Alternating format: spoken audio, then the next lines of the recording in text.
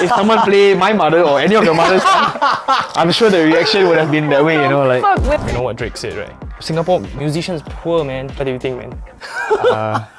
I mean, it's facts, isn't it?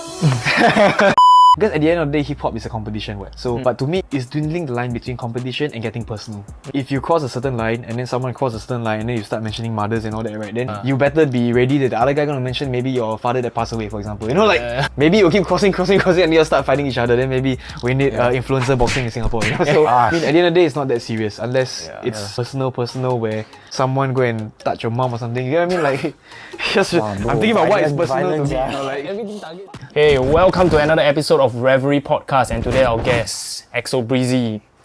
Thanks for having me. Glad to be here. Yeah, very atypical of our guest selection, because usually we get in DJs and DJ booking managers, you know, all the DJ world one. But then, you know, looks like we finally can expand our reach to a rapper. Let's go! Something different. Yeah. Hey, so you know, recently, right, Drake is like saying that, you know what Drake said, right? Yes. Singapore rappers are, Singapore musicians poor, man. I think it's like, what do you think, man? I mean, it's facts, isn't it? I guess, but a full-time job, fuck. Yeah, I guess, I mean, Drake's not wrong. At the same time, like, hey, uncalled for, man. I think a lot of countries, musicians are quite broke, you know, so why us? Like, why us, man? If you need to find a rhyme, then, you know, I understand, but, you know. Yeah. It's okay, man. I guess we take it in stride. At least we got name dropped by Drake, you know. Yeah, fair enough. No one that level has mentioned Singapore yet, so we'll take it. These are small, man, it's okay.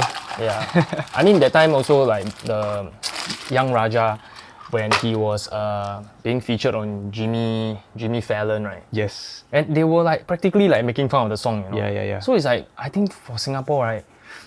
You mentioned us can already lah. Yeah. Whatever lah, make fun of us. Okay lah, better nothing. Yeah, like at least you know us. You know what I mean? Like, at least you know us. Has Drake even been to Singapore? We don't even know that. You know, so like, has Drake even been to Singapore? I don't even know. I don't know. It feels like quite pathetic, right? But then here, right, we actually have like so many musicians. They are like, oh, I'm in the craft, you know, like in my element, like so serious, right? But then generally in Singapore, it's like, make fun of me, can. It's okay lah. At least you know me, you know. Yeah. I agree with that as well. Yeah, so sad, yeah. Then, lor. And the reality is like, unfortunately, I think 99% of the artists in Singapore need a full-time job lah. In order to survive. And that is true. How do you like balance the your artist aspects? You know, because I think just now you were telling us that you had a 9 to 6 job, but then eventually you become flexible, right? Yeah. Did it help you in a lot of ways?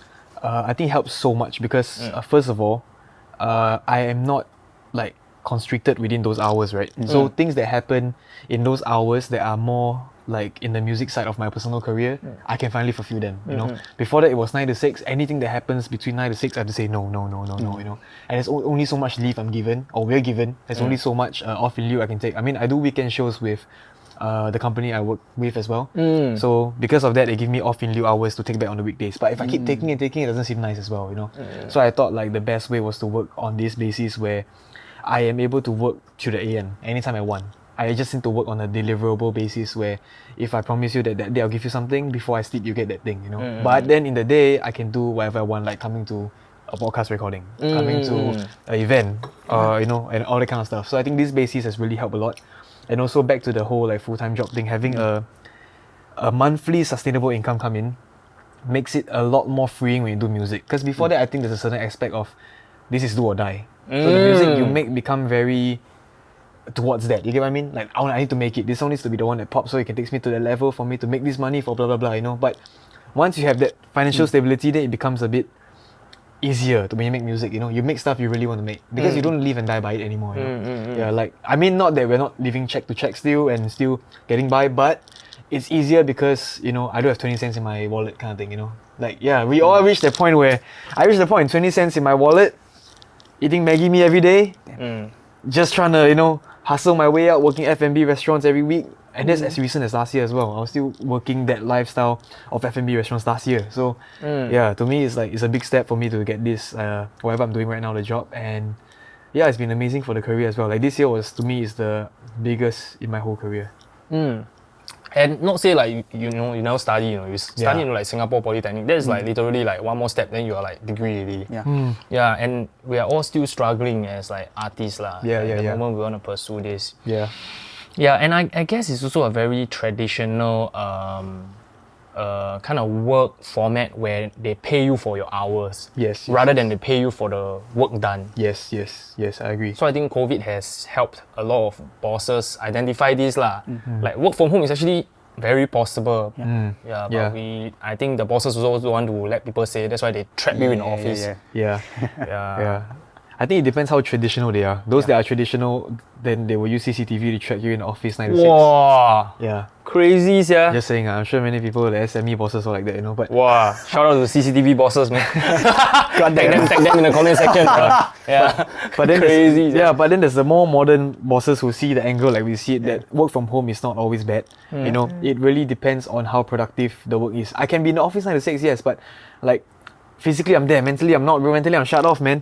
My brain is not working. As much as I force myself to do work, the productivity is not there. But I'm there 9 to 6, so you're happy. Are you happy? You get what I mean? Rather than I stay at home. I can wake up. Let's say people start at 9. I can wake up 8:55 to brush my teeth, to shower. Definitely. More sleep, right? Less travel time. I get to do my work and then afterwards have a little breakfast, get back to work again. And because you're at the space of your own comfort and you have everything you need in front of you, it's so much more productive than traveling down back and forth. But some people cannot though. Some people. Yes, it's true. There's always the two sides of the coin, I feel. You let them work from home, then you just no. I'm on the other end where it's a discipline thing. It's a discipline thing, So like for example, if you're the boss, right, how would you like treat people like that? Like they cannot. Will you like just like you give me a set of deliverables. If you cannot, right, then you're probably not fit for this role. I think that's the fairest expectation you can have, right? If you work from home, I cannot see what you're doing. I don't want to see what you're doing because I want to let you know that I trust you. But with the trust, you need to show me why I should trust you. Exactly, you need to earn that trust. How else can they earn it other than setting certain expectations of what you can give me every week and then just seeing how the quality of work is, blah blah blah. So I think that part is very fair. I don't know how else they can judge if it's work from home. And then if the person deliver, then everybody's happy. What they get their rest time more. They get to do their things. They also give you what you want.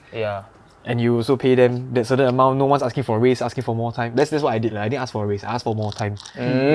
So at the end of the day, to me, like time is more important than money. Oh my god! I was like literally telling my boss this. I was offered like 2 promotions, man. I'm like, no way, dude. Time is more important. It is. It is. Like because if you overwork yourself, then it affects mental health as well. And that's another aspect that people always. I mean, the older traditional people won't realize. So we need a lot of time for ourselves to decompress and because sometimes like you get so worked up at these kind of places and then you still got social activities after. By the time you reach home you're crashing every night, and then you don't really take care of your health, be it dieting, be it the sleep schedule, be it your water intake. This kind of I'm not even sleeping, I'm just crashing. Yeah, see, exactly. And then like like that's the thing. Sleep's supposed to rejuvenate you, but then when you go home, you just bam. Okay, if you enjoyed this podcast so far, don't forget to like and subscribe. It definitely helps the channel to reach more people. And now, back to the show. My girlfriend was telling me that, hey, every night I see you sleep, right, you don't look like you're sleeping, you look like suffering. I'm like dying, bro. Like maybe I'm drowning or something like that. You look like the goblin from Lord of the Rings or something. Yeah, Smeagol. Yeah, man, wow, fuck. Yeah, the traditional work really cannot lah. Yeah, and also because they have less people to jaga, right? Yeah. Then they don't need to rent such a big office, what? Then save money, also cut costs. Yeah. It's true.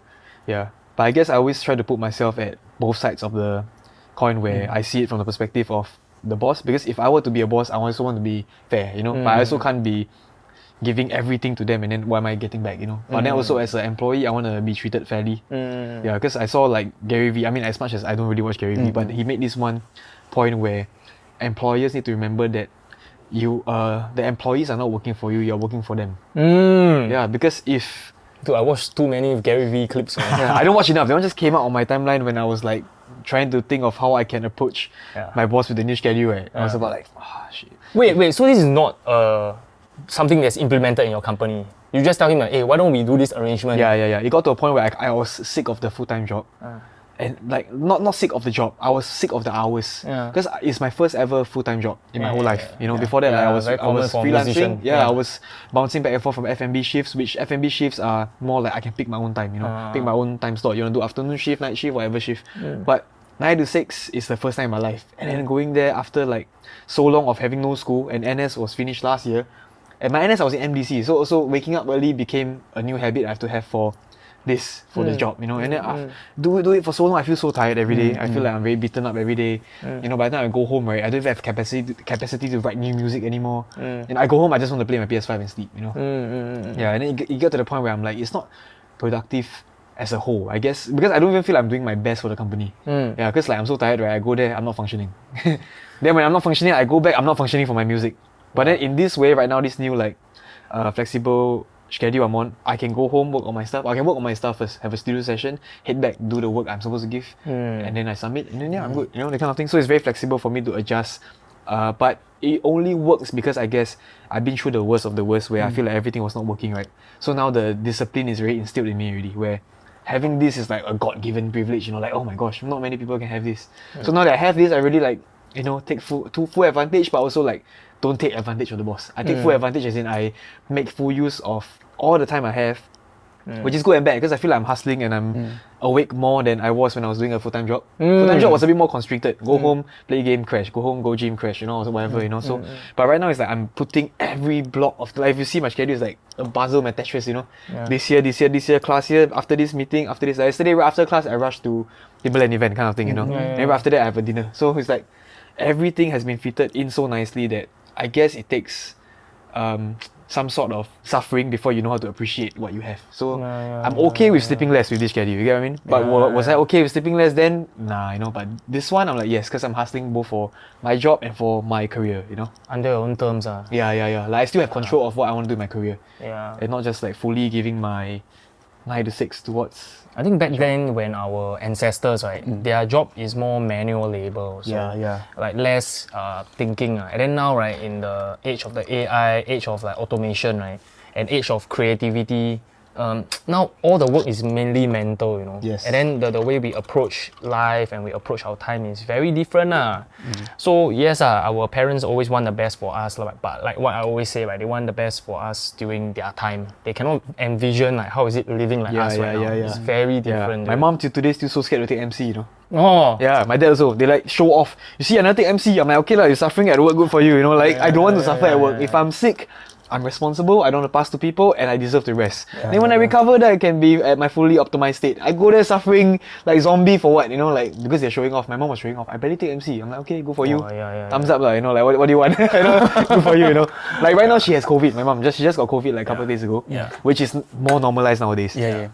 And she feels guilty for not going to work and feels guilty for having COVID. I'm like, for what? And she like take her results, send to her boss, and then she's just like, oh, I have to prove to him, you know, I have to go to doctor. I'm like, hey, you have COVID, like, do you want to get COVID? You didn't want to get COVID, why are you blaming like yourself? You get what I mean? Like, my mom barely even goes out. She's just at home with my dog all the time. So for her to get COVID, like, from where? I remember a damn funny incident when we were hanging out, Grizzle Grind crew, Sugar Share, all of us. We were just at some random dinner. Then Fucker Fast cannot make it, right? Then he sent us his MC, hey guys, I'm sick. He cannot. Oh, is it because he bailed a lot of times? I don't know lah, but he's always, you know, whenever he's needed, he's there. But then, you know, he's like, hey bro, really, this is real. Then he sent us his MC. I can MC from friendship, bro. Yeah, so I think like last time, you know, it's such a satire, you know. Last time people take MC so far, you know, and then now it's like ridiculed. Like, can you imagine whatever that we take serious at our time, right? The next generation is probably like making fun of it. So I think probably like everything is a pinch of salt. Another thing that we were discussing just now, right, with actually both of you, just now in the car with him, is that skill don't really matter that much anymore. It's not the top priority anymore. As sad as it is, it's true. Yeah. I think it's because of how content is consumed, first of all.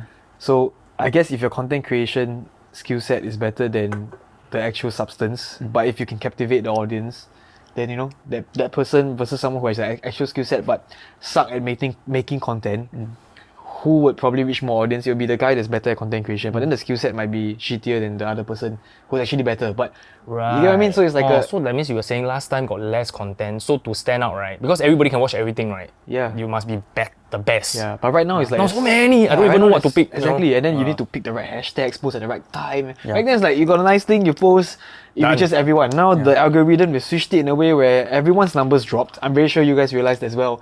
And then suddenly people stop liking your stuff. You're like, hey, is it because you don't like me? Actually, it didn't even reach their feed. You know what I mean? Yeah, and there's people like, you know, Instagram has the close friends option.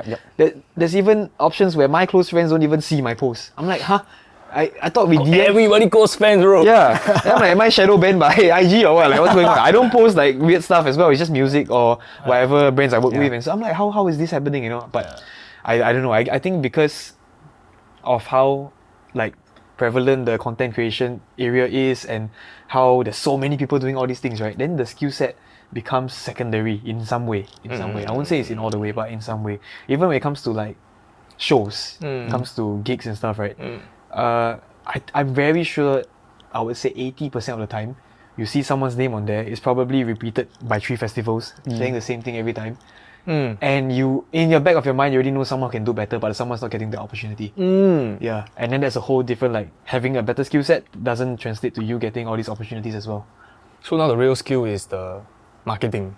I guess it's marketing and networking, right? Knowing the right people, reaching the right people. Because like, knowing the right people gets you the shows, right? It's a lot of, as sad as it is, I feel like a lot of, this is my personal opinion, may not be true, just what I observe after many years of doing music, that I feel like there's nepotism quite everywhere, you know? Whoa, okay. Yeah, like... Okay, specific example, like... No, I would say like, because I like you, I like your music, and I like who you are, and because you're my friend, I will always suggest you to organisers to hire you for shows, even though I know that fella might be better than you, but I will always get your back and always get you, and then certain people always get that, you know.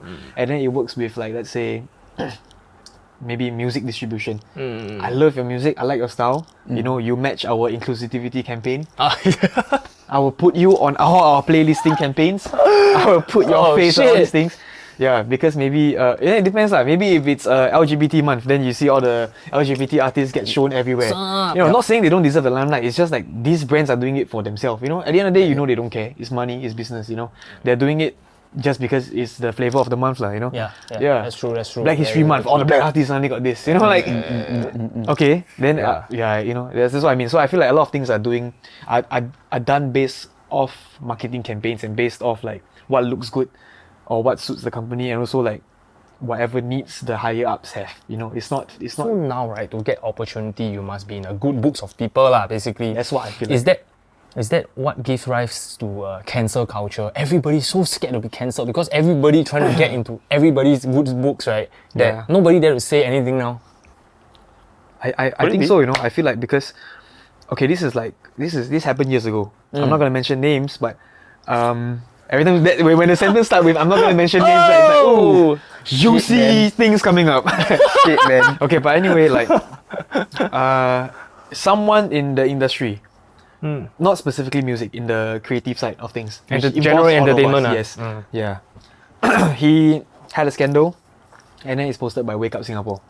So many, which one? Yeah, it's exactly. I'm not gonna give names, not to go details. So you know, like, it's a if you know, you know thing. Maybe the more the story goes on, you all will catch on. But so Wake Up Singapore, and then for me, I'm the type that I'm not afraid to use my Instagram or my platform, whatever, to say what I really feel about these things. When it's really like it's fucked up to that level, I have to speak up. You get what I mean? I don't see a point in keeping quiet and then, hey, it's cool, you know, like you fucked up, but it's fine, you know. At the end of the day, depending on what they do, let's say they harass girls, they sexually assault, all that, am I the victim to say that it's okay? You get what I mean? I'm not. So I'm just gonna use my platform to speak up. So this person is quite prevalent in the scene. At that point, very popular as well. They were all doing great work.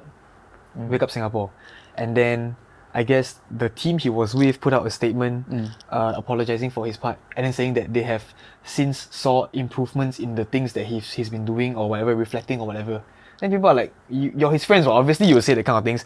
These things should be judged by the public and also judged by the victims, not judged by your friends. Hey buddy, hey bro, it's fine bro, touch the girl, it's fine, touch the butt there, it's fine, it's okay. Like, you know what I mean? Like, you know what I mean? Like, it's your own friends will have your back. This credibility.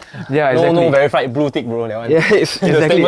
So like, yeah, and then when that happened, that guy is prevalent. So a lot of connections in the scene, right? Yeah. And I've seen like so many people either ignore it just because he's someone prevalent in the scene, they don't want to like push buttons, or they defend him. And then I'm like, they didn't really defend his actions. They defend him as in like, they didn't go against him. They're more like, I didn't know he's this kind of person. But they still follow him and everything. For me, like when it happened, right, I was like, nah, fuck this, unfollowed all of them, or unfollowed that person at least, and then I speak up about it because that person also done things to my ex-girlfriend at that point.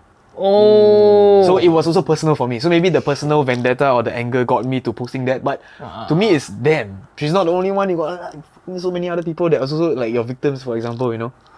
And then it got to a point where when the Wake Up Singapore thing came out, I posted. I'm like, see, I've been telling like people around me, like people like this exist in the industry. You have to be careful who you work with. Especially those that keep working with female artists here, female entertainers here.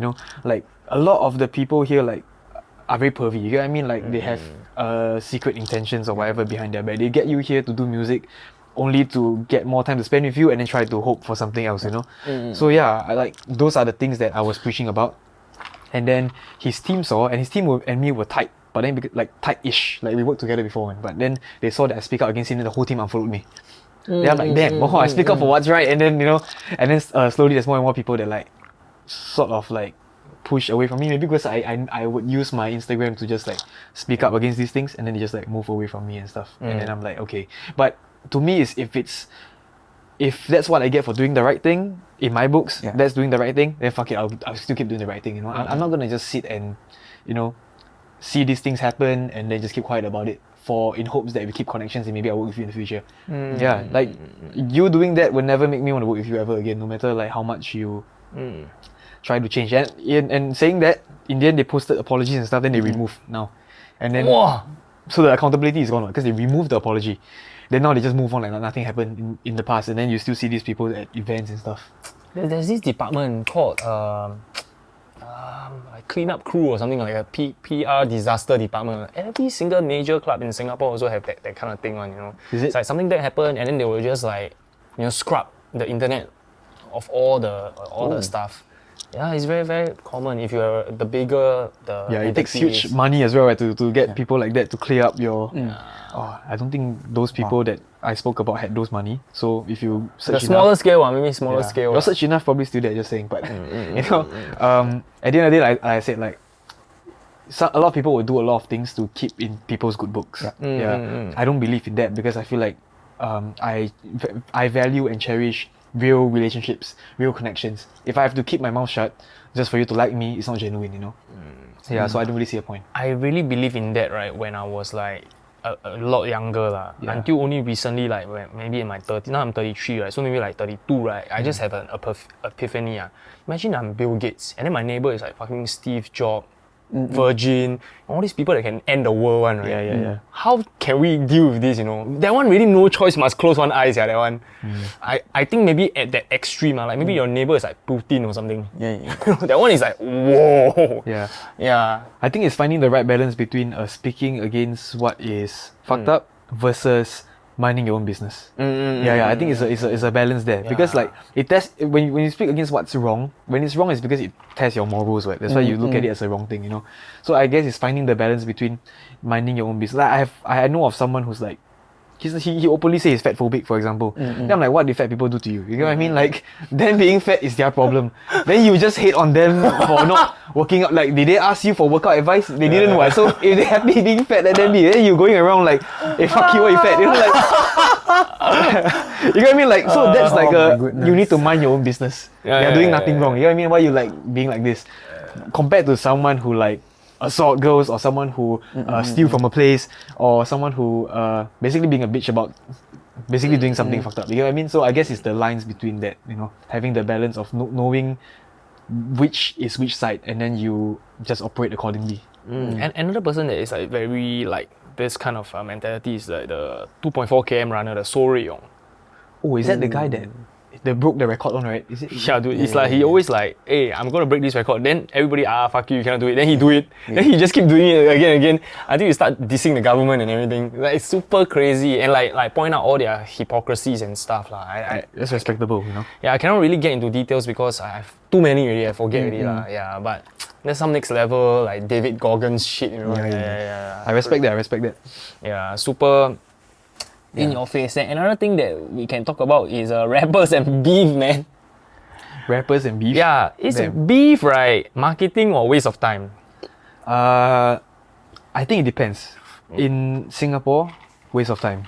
You get what I mean? The market here is not big enough for you to fake beef for attention. Like, the market here is really not big enough. Like, for me, at least. And then also, I feel like the big rappers here who would make it make sense and make it something that people want to view would never do it because of what we're talking about again, making peace with everyone. Yeah, so I guess in America it makes sense because their market there is so big, right? And it's also the birthplace of hip hop. So doing all those kind of things is very deep rooted where in the history of like how Tupac and Biggie, Jay-Z and Nas, you know, like all it's so deep rooted already. So like beef to them is so normal, real or fake. But the fake ones are definitely not respected when it's found out that it's fake, you know. But the real ones are what really drive audiences and listeners to come in to get involved because everyone grew up, like I said, the Biggie, Pac, Nas, Jay-Z, everyone loved that when they drop these tracks on each other and stuff. Because at the end of the day, hip hop is a competition, what? So yeah, but to me, it's dwindling the line between competition and getting personal. You know, so if you cross a certain line and then someone crosses a certain line and then you start mentioning mothers and all that, right? Then you better be ready that the other guy gonna mention maybe your father that passed away, for example. You know, like you cross a certain line, that person's gonna cross the line, and then maybe you keep crossing, and you'll start fighting each other. Then maybe we need influencer boxing in Singapore. You know, so. You get what I mean? Like, dude, so many, man. Yeah. So, but to me, like I said, Singapore, I think it's a waste of time because the big ones won't do it. The smaller ones turn to gang fighting or something. I rather not, you know, like just stick to the music. Yeah, or stick to like, let's say boxing match, set it up, you know, like do something that's with the hands and don't kill anyone. You get what I mean? At the end of the day, it's not that serious unless it's personal where someone go and touch your mom or something. You get what I mean? Like, just I'm thinking about what is personal to me. You know, like everything target your mother. No, because if someone play mother. If someone play my mother or any of your mothers, I'm sure the reaction would have been that way. You know, like fuck, man. Hey, so you know you were saying like influencer boxing, right? You know, in Singapore, it's like influencers all becoming DJs. You know, why don't have influencer become rapper? Is it because harder? Yeah, I guess no. Shit, I don't know enough words, bro. I think skill set is very different. But if you ask me which one is more accessible, I would say it's DJing because if DJing you have a lot more tutorials online and then to learn and translate that into your own set, I guess it's quicker compared to writing something from scratch or learning a skill set like freestyling, you know, or being able to learn all the intricacies of rhyming, the internals, the multi-syllable, blah blah blah. Like all the unless they don't care. Half the people I know in Singapore, the people that do rap, they don't care. They rhyme one syllable, blah blah. It's like truck and fuck and blah and blah. Like it's very nursery rhyme vibes, you know. But I mean, after studying hip hop, you will understand that there's a lot of intricacies with rhyming, and I feel like maybe when it comes to DJing, people. It depends. You want to do it for a career, you want to be a champion, or you want to do it for clubs. You know, and doing it for clubs is not hard. Look at DJ Khaled. Press button also, like, you know, you get what I mean? We the best music, boom. That ad-lib only, didn't even like spin on anything, you know. And I feel like a lot of people look at that as their what they want to greatness. Yeah, like celebrity. They want to be celebrity DJs, I guess. Yeah, especially if you're a female influencer, cleavage out, short shorts, DJ, numbers fly. You get what I mean? So. Yeah, for guys, I don't know how it works. Maybe nice body, topless, have tattoos, fly. You know what I mean? So maybe. I guess for them it's more combining image and the music, right? But has the music ever been that great for most of them? I would say not most of them. It's like less of them that actually has great music. They are in that direction. They're in the cookie cutter mode. All the same, you know. But I guess also for hip hop, it's like even if they make like one track only, then you have that one track. But if you be a DJ, you can like hop the clouds one, so you get multiple gigs. Then it's like a sort of like more. The tracks already made for you already. Yeah, exactly. So maybe that's why they feel like it's easier to get into. They're like, I don't have to produce from scratch. I just pick songs and then I choose which song match with which song, and then I know how BPMs, and then I know how to cue it in. You know, it's like correct. Having to produce and write a whole song, I guess is a different skill set. So just now we were thinking about how to stand out, right? Amidst all the influencer DJs, right? We need to start producing music, bro. That one next level. Harder to replicate.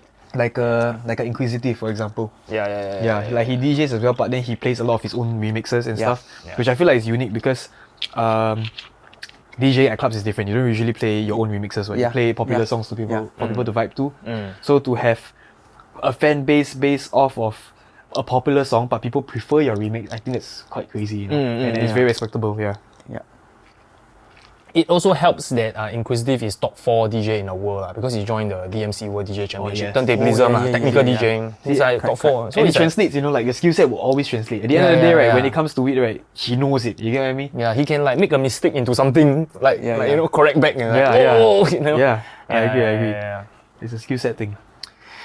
Yeah. Okay. So maybe we can talk a little bit about your work at Green Drumming, like just now what we were mentioning, right? So this is like full-time job supporting the career that is like rapping. I guess in Green Drumming, it's also like I look at what I do with them as a journey as well. Like I said, because I never played instruments before this. I mean, I learned the keyboard occasionally. I mean, I still do production stuff, but if you're talking about instruments, I'm not specialized in any. Yeah, It's like just a lot of us vocalist, are, yeah. rapper, singer, producer, you know. But this year is the first year that after joining them in February, then I learned how to play drums with the recycled drums specifically. Like if you give me a traditional drum, like whatever we see in front of us, right? I can only do basic stuff. But if you give me their recycled drums, which I'm very trained to play already, that's when, you know, I can actually perform something, you know. So I started working with them in February after Chingay, because February I think first week was Chingay. So I was very busy for the rehearsals and stuff. I couldn't join them earlier on. So I was like, you know what, let me join you the week after Chingay. So once that is settled already, the next thing would have been having that job, because my schedule free up already, you know, after Chingay. So I joined them in February. Then it went from being their marketing person, but I don't have a marketing cert, so I'm just working all vibes. Like really working all vibes, bro. Like yeah. Yo, I want to submit my resume that way, man. Qualification vibes, bro. Experience vibes. Yeah. No, because like the interview that I had with my boss at the time was not marketing. It was more like he knows I can market myself as an artist. So maybe that's what. Translate lor. Yeah, exactly. But then it's very different marketing a corporate and marketing yourself. Your artistry stuff. Because that's something I'm more familiar with. It's a part of me compared to marketing a corporate and keeping. And now I feel like the corporate people are approaching the lane of being a bit unhinged online, very memey and stuff. Yeah. But if the higher ups are not approving of that, then it gets a bit hard to dive into newer content that younger audience will like. Dude, look at FairPrice, man. Recently they did the personality test. You know the Taiwan Expo? Yes. FairPrice now copy also. Oh, is it? Yeah, I didn't realize. Yeah, they have a FairPrice plastic bag. Oh, what? I didn't realize that. Yeah. So a lot of these, you know, I see Watson's Guardian also. Their TikTok are like going. Tiong Bahru Bakery, Yeah. So I feel like that's what is driving these brands to the feet of the younger audiences, you know. Yeah, but when you're not allowed to cross that line, right, it gets a bit tough to make content, because I'm like, I can't do this new trend because it's a bit unhinged, and then we're trying to stay to a corporate structure. But I also understand that because working with a lot of schools, community centers in green drumming, and also a lot of different corporate entities, you have to uphold a certain image. You get what I mean? So it's a balance that you have to find, you know. Yeah, but aside from that, I do drumming with them. I do teaching there as well. I teach at schools. My students vary from preschool, primary school, secondary school, elderlies, special needs kids, principals, HODs, corporate people that come in for team building. That's why you need to get a MOE cert lah. Yeah, which I have already. I'm an MOE educator as well. And I same teach when you teach at Gemstars Ministry of DJs, right? Also need to go get the MOE cert. educator. Then you can go to the secondary school and teach.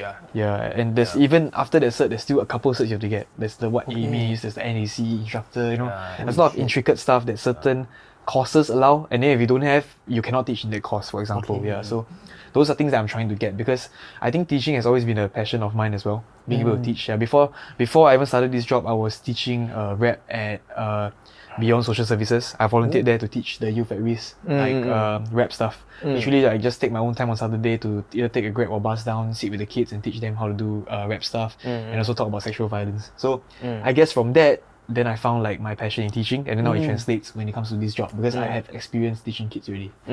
Yeah, so that's the teaching aspect. Aside from that, performing, and then somehow from February I joined them, August NDP, and then I perform at NDP, even though, how many months is that? March, April, May, June, July, August. So in my 6th month of learning how to play the instrument, I perform for NDP. Yeah. Which as a musician, I'm very mixed about it, but I think it's a good experience, you know. Yeah, like what you were mentioning lah, like the ability of reaching people now supersede the ability of the skill set of the instrument itself. Exactly. Yeah. Like if I wasn't in green drumming and that whole sustainability movement was not the thing, I probably would have been there. You get what I mean? I was there only because of my job, you know. It's not a personal like, Axel damn good at drumming. I'm really not. I'm never gonna come here and say like I'm a damn good drummer. But I can teach, you know, I know enough for me to perform. I know enough to play and rap, which is a skill set that not many people have as well, you know. So yeah, it's a lot of intricacies when it comes to these things. But if you talk about being a drummer, nah, I'm definitely like, oh dude, no, you can play and freestyle at the same time, yeah. But it's not like drums, it's like the recycled drums, But I'll get there one day. There's a rhythm, Yeah, inspired by Anderson .Park, you know, a bit being able to do that. Man. That guy is crazy, like play rap, you know. He's not human, man. This guy is a fucking AI, dude, I swear. But you picked it up quite fast, Yeah, I think it's because I've been doing rap specifically, like music for years now. Literally, it started in like when I was 17, now I'm 25, turning 26. So I think having that rhythm ingrained in me, being able to stay on time like basic, being able to count bars, all that kind of basic stuff, and then knowing different rhythms, knowing triplets, knowing all that kind of stuff. Yeah. It just right away translated when I learned how to pick up the drums, Yeah, because now instead of using my mouth as an instrument, I'm using my hands, right, to play and the rhythm. And if with the rhythm in you, knowing how to keep time and stuff, right off the bat, I learned very quickly, Yeah, and it's simpler with recycled drums because most of the stuff we work with, they only have two tones, which is the low and the high, bass and the slap, two things, It's like a cajon, bass, slap, two things only, Not like a traditional one has 5-piece, 6-piece, it's different. Like the lion dance, the drama also. Yeah, exactly. It's something like that. Most of the drums I work with there are something like that. But we also have something that replicates the traditional drum kit, but it's made out of all recycled materials, chemical bins, buckets, all that kind of stuff. So yeah, I think it's quite cool as well. Do you ever like collab with like Blocko Singapore or something? Oh, about that I don't know. I don't think so. I think we have worked with a couple of like big people in Singapore, I would say, but I can't think of any brand that comes to mind right away. But I know they did like it's mostly shows. They did Mediacorp Countdown shows and all that kind of stuff. Yeah, so F1 as well. Actually, they did F1. Is there a lot of difference between the sound of your green drums and the traditional? I would say the one set that we made, that we created, is called the 5piece original because it's meant to replicate the 5-piece drum set. That one has the most similar sound to an actual drum kit because the snares and the hi-hats we use are all like actual snares and hi-hats, but they are all recycled ones. Stuff that people don't want, stuff that people throw away, stuff that are quite destroyed, but then we managed to get it back in shape again that it sounds good as well. And then we use the chemical bins like for the kick drum and everything, right? The surrounding, but then the drum skin is the original drum skin. Recycled original drum skin, and then we lay it over, and then so that's how it retains the original sound. But everything else made with it, right, I would say 90% is recycled. From those things and from the sticks, it's all recycled. Drum skin, is it like some animal material? I think it's dependent, but I'm not sure as well. Like I said, I only pick up this year, so when it comes to drumming terms and drumming whatever, I'm still very new, very green to it. Haha, green drumming, very green to it. Yeah. So maybe we can take a look at hip hop specifically in a club, because back then, right? Wow, hip hop like originates from the streets and goes into the club, Yeah. And then there are b-boy battle, rap ciphers, all that kind of thing. Do you feel like hip hop is like dying a little bit? I feel like globally versus Singapore? I think let's start globally first. I think globally, right? Globally is bigger than ever. Yeah, because now even every pop, every rock thing, they always incorporate some sort of rap in there. And rap still goes back to hip hop. So globally, I think it's bigger than ever. Everyone's getting into hip hop dancing because of K-pop and all that as well. Yeah, even your Doja Cat also is like pop but rap. Yeah, her latest album is mostly rap as well, and then she goes back to singing here and there. But I think globally, definitely bigger than ever. Back then, hip hop was always looked at as the genre that drives youths to do bad things, tell people about bitches and hoes, that kind of stuff. But I guess like you see rappers like J. Cole and stuff that manage to talk about perception and talk about their lives and being very honest and stuff. That's when people realize that the genre is just not about cars, bitches all the time.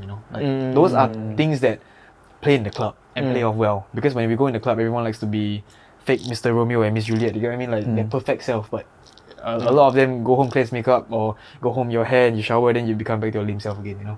Yeah. So I guess back then those songs that are more for you to feel like you're not yourself, for you to enjoy yourself at the parties, are the ones that like Kidding and all that, back then, are more popping. But right now, I guess people see the genre as something more, the honest stuff. Like the song that's going to be number one on the charts right now is the Drake and J. Cole song. You know what I mean? And that song has nothing about girls, nothing about cars. It's just them rapping about how good they are at rapping, and then talking about how him, J. Cole, Drake, and Kendrick Lamar are the three goats of hip hop right now. You know what I mean? And just those competitive stuff can be number one on the Billboard. Back then, it's always the Taylor Swifts. It's always the artists that you expect. But now you can see like even songs that are really pure hip hop, no chorus, no nothing, can make it to number one. No chorus. No chorus, exactly. No hook factor, no nothing, and it's number one on the Billboard.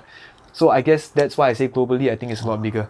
It's like it is like the pop structure for a while, then until Designer Panda came out. Yes. It's like a no chorus one. You just go all the way. Yeah, it's funny because like even before Panda came out, actually Future himself was doing music like that. Then when Designer came out with Panda, it actually sounded like a Future song, but somehow Panda was the one that blew up the most. And then at that point it was the mumble rap era where everything was and somehow he just make it to the charts every time, right? But then now it's back to people liking what they hear again. They want to hear words again. Now people want to hear the OG of mumble rap, Zhou Jielun, you know. You all see the video of him in Australia, and then this Australian guy was covering his song, his bastard. Oh yes, then he just sang he sang, right? And then someone commented like, hey, he sang more here than his concert. What the shit, man? Yeah. Wow, fuck, man. The TikTok commenters, they're all fucking genius. IQ vicious 200. as hell, man. They're vicious, man. Too bloody crazy already. And then also recently Future, right? They start to wanna like bring hip hop back with the cypher. I don't know if the you're Speed aware. Peak event as well, right? Yeah. So actually right before I came today, they sent me an invite to go to the event to watch, which I would love to, but then like I didn't plan for it, and then I already planned for a music video shoot on Saturday. Then I'm like, oh damn. Then now it looks like I don't support hip hop in Singapore. But it's not true. I mean, it's not true. Everybody knows it's not true, lah. I mean, like my heart is always there. I always start there. It's just that I don't really like the politics in between as well. So for me, I try to pull myself out of there. You know, I'm still supportive. When people make good music, I just always share it. But I'm not fake about it. You know. Yeah. Which is touching on the point of is hip hop dying? Locally, I would say locally, it's not dying. There's a lot of rappers now compared to last time when during Shiga's time. During even when I just started after that. Right now, it's a lot more. Every other person on TikTok is a rapper now. It's just how good you are, you know. Yeah, and I think that's what makes you stand out. And a lot of people are doing music that literally, I would say bar for bar, flow for flow, copying UK, US rappers. Yeah, I heard someone like try to rap very UK grime vibes. It sounds exactly like Central C, but the lyrics is about Central C. Yeah, then he would say like mumsies and all that, like UK slang. I'm like, do you really call your mum mumsies? Like, you know, you don't, right? 1T44. Yeah, like you don't really. It's not your lifestyle. But I guess if it depends. For me, is I make music honest to myself. Stuff that are relatable, stuff that are real. I try to be as genuine as possible, and I try to make music different from what I hear outside. Because to me, the factor of standing out is the most important. I think authentic you self, just speak with your Singaporean accent, right? You really stand out, like compared to the rest of the world. But is that a good way or a bad way to stand out? You know, that's what I always think about it. Yeah, because like Singaporeans are they want to hear as Western as possible. You get what I mean? Yeah, but the rest of the world, I think maybe they don't care. They don't care, exactly. I met a lot of international people, and you know, like I've only heard that comment about Singaporean accent from Singaporeans. Yeah. Maybe it's because we know the accent. Yeah. I don't know if you heard of this, right? There's this TikTok, right, where they are saying that the Singaporean accent sounds like an African accent. Yeah, you see Nigerian people. Nigerian, right. But I will not try to replicate because I get cancelled on TikTok. Fuck that, man. Yeah, but I realized that they really sound like us, you know, in a certain way. I guess because of the mixture of language that we speak and the mixture of the language they speak is like kind of similar. Exactly. Yeah. They call it broken English as well. In Singapore, we also call it broken English. So I guess that's where it's similar because we don't speak perfect English. Our mother tongue, which is supposedly our first language, became our mother tongue because English took over, right? Yeah. And some more we speak so quickly, right? Yeah. So we cannot pronounce all the vowels and, you know, like all the Western counterparts. Maybe that's why every Singaporean guy think they can rap. They're already rapping already, probably. Yeah, lor. Dude, I don't know how to put this, like, but rapping is just about speed, but I don't really think so. It's really about like rhyming and more about expressing your thoughts. That's what intrinsically rapping is about, right? But then like what you say, like for people that don't have a full-time job, they have to make this work immediately, right? Then the most logical thing is to copy what works and then start to have that cookie cutter mentality. Yeah. Everybody starts sounding the same. Yeah. But I mean, like, I would say right now, to some extent, it might work because now TikTok is so... copy paste. Yeah, right? It's so prominent. So there's even a style of posting. Like, this is day 26 of me trying to get my music to this fan base. And then they were like, or they would use that artist picture. Let's say they make songs like Amine, the rapper. And they will put like... if you're a Amine fan, you're like this. You know, like the posting is so cookie cutter now that they will do that, and then they put their songs and they will speed it up 2 times, like how the Cupid one and then they just put it there, and then somehow it works. Like they still approach the right people, even though to me I find it very icky personally because I feel like it's just like you're openly selling a soul. But I guess whatever works, right?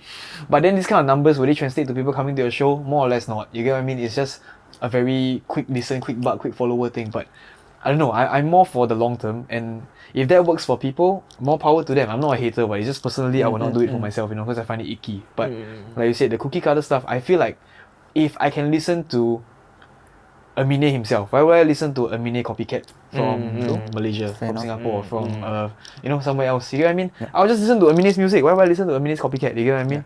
That's where I feel like originality stands out. If your music is inspired but different, that's different, you know. But if it's cookie cutter, where the way you rap, the flow, the beats that you choose, is so similar. I'm like, then what's the point? You know, like, fuck man, go KTV instead. You know, I think this is a way to get from 0 to 50. Right, it's like the starting phase, right, of you want to reach people, lah. I think maybe it is like you must do the cookie cutter, but from 50 to 100, right, then you might need to have your own original style. Or they stay still, right? Maybe they just like stuck over there, like they become very still. Because they keep copying people. Yeah, you can't go further than that already. So is it important for us to like develop like adopt a hybrid method? That means like starting, right, we do this kind of like, you know, remixes, cover music, copy people kind of shit. Yeah. Then after that, we reach a certain point and start being original rather than original all the way or copy people all the way. You know? Yeah, I guess it's a balance between your own artist integrity and also like what people want to see. Yeah, and how much people want to see it. Because I know of a lot of people that's been telling me this since I just started, and even people in general overseas as well.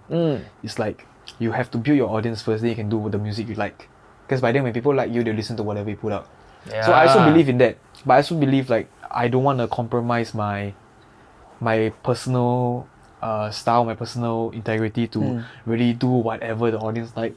Because then it gets to a point where it's just not real, you know. And then when you finally do what's real, it might be such a differentiation that those people here, they're like, what the fuck is this? I didn't support you for this, and then they leave, you know. So it still needs to have some soul. It needs to have you inside, you know. If the you is not inside, then when you finally show the real you, then the people will leave because they never come for you anyway. But the good thing is that's when like pretty privilege, and that's when I guess good-looking people come in, and then they just like do whatever the fuck, right? As long as their face is nice there. For example, Bella Poch. Her music is not great, but she's not a bad singer as well. But her stuff is quite cookie cutter, but because she really built a following from doing the cutesy TikToks, now no matter what she puts out, even though people hate on it, the listeners still fly and go crazy, you know? Yeah, and she's getting more original with each song. Same with Miley Cyrus. Her new music is great, absolutely amazing compared to her older stuff, which I don't really like. Oh, but Party in the USA is still a bop, you know, like but Flowers and all that kind of stuff, very original. And then I think she reached a point where she managed to cut past her previous cringe stuff where she was like just short hair, talking to blurred lines and stuff on VMAs, and now she's just like killing it, you know. So I guess it takes time to sort of develop. But I don't know, I guess it depends on everybody, you know. There's no one way to this. Everybody has their own journey at the end. Are you part of any record label? No, I've never been signed to any record label before in my life. Yes. Yeah. But do you have like management or? I've had management before. Right now I'm self-managed. I've had management before. But I guess when it comes to these kind of things, right, you always have to really like put all your time to read contracts and also like make sure that the people you work with are people that genuinely like they want to see you grow, and you're not in there just for a quick buck. Obviously it's business. Money has to be made. But it has to be a win-win. You know, I was in a situation where the working model was not great. The working model was, instead of a percentage, it was working in a way where they were like, how much you want to earn, we'll make sure you get that, and then everything else that we can pitch higher, we'll keep that. But because I was so young, I was still in poly at the time, but at poly was when I was starting out and blowing up more, getting more gigs and stuff, getting more brands on board. I couldn't manage myself, and then brands and shows were cutting off last minute. Like I have one show that cut off a week before, and then another show cut off on the week itself. Whoa. And then both were 4-digit paying, and I was a poly student. I was still in SP. Whoa. So that's a lot of money. Making more than a lecturer, dude. And that's a lot of money. But I didn't have any management, so I didn't. The invoice they send has only so much power. I got no money to bring lawyer in. Can't even do small claims. So all that kind of stuff are like against me. So then I thought like I need management, and then just nice this opportunity came in. Even though the working model was so ass, but at that point I looked at it as, oh, if I want to be paid this amount, they promised to get me paid this amount, so fuck it, I think that's a good move, you know? Because that's my mindset at that point. I was like, oh, I've been struggling to get this amount, but now you're giving me no matter what. I think that's great. Little did I know I was undervaluing myself the whole time. I didn't know that how much I can push myself further, right? So, an example, we work with this brand, me and this management work with this brand. I did a shoot with them, I did a photo shoot as well, and I did a social media campaign. So it's 3 Shoot things. and photo shoot different? Photo shoot and video shoot, sorry. Photo shoot, video shoot, song creation, and then social media postings. So I think 4 things in total. Okay.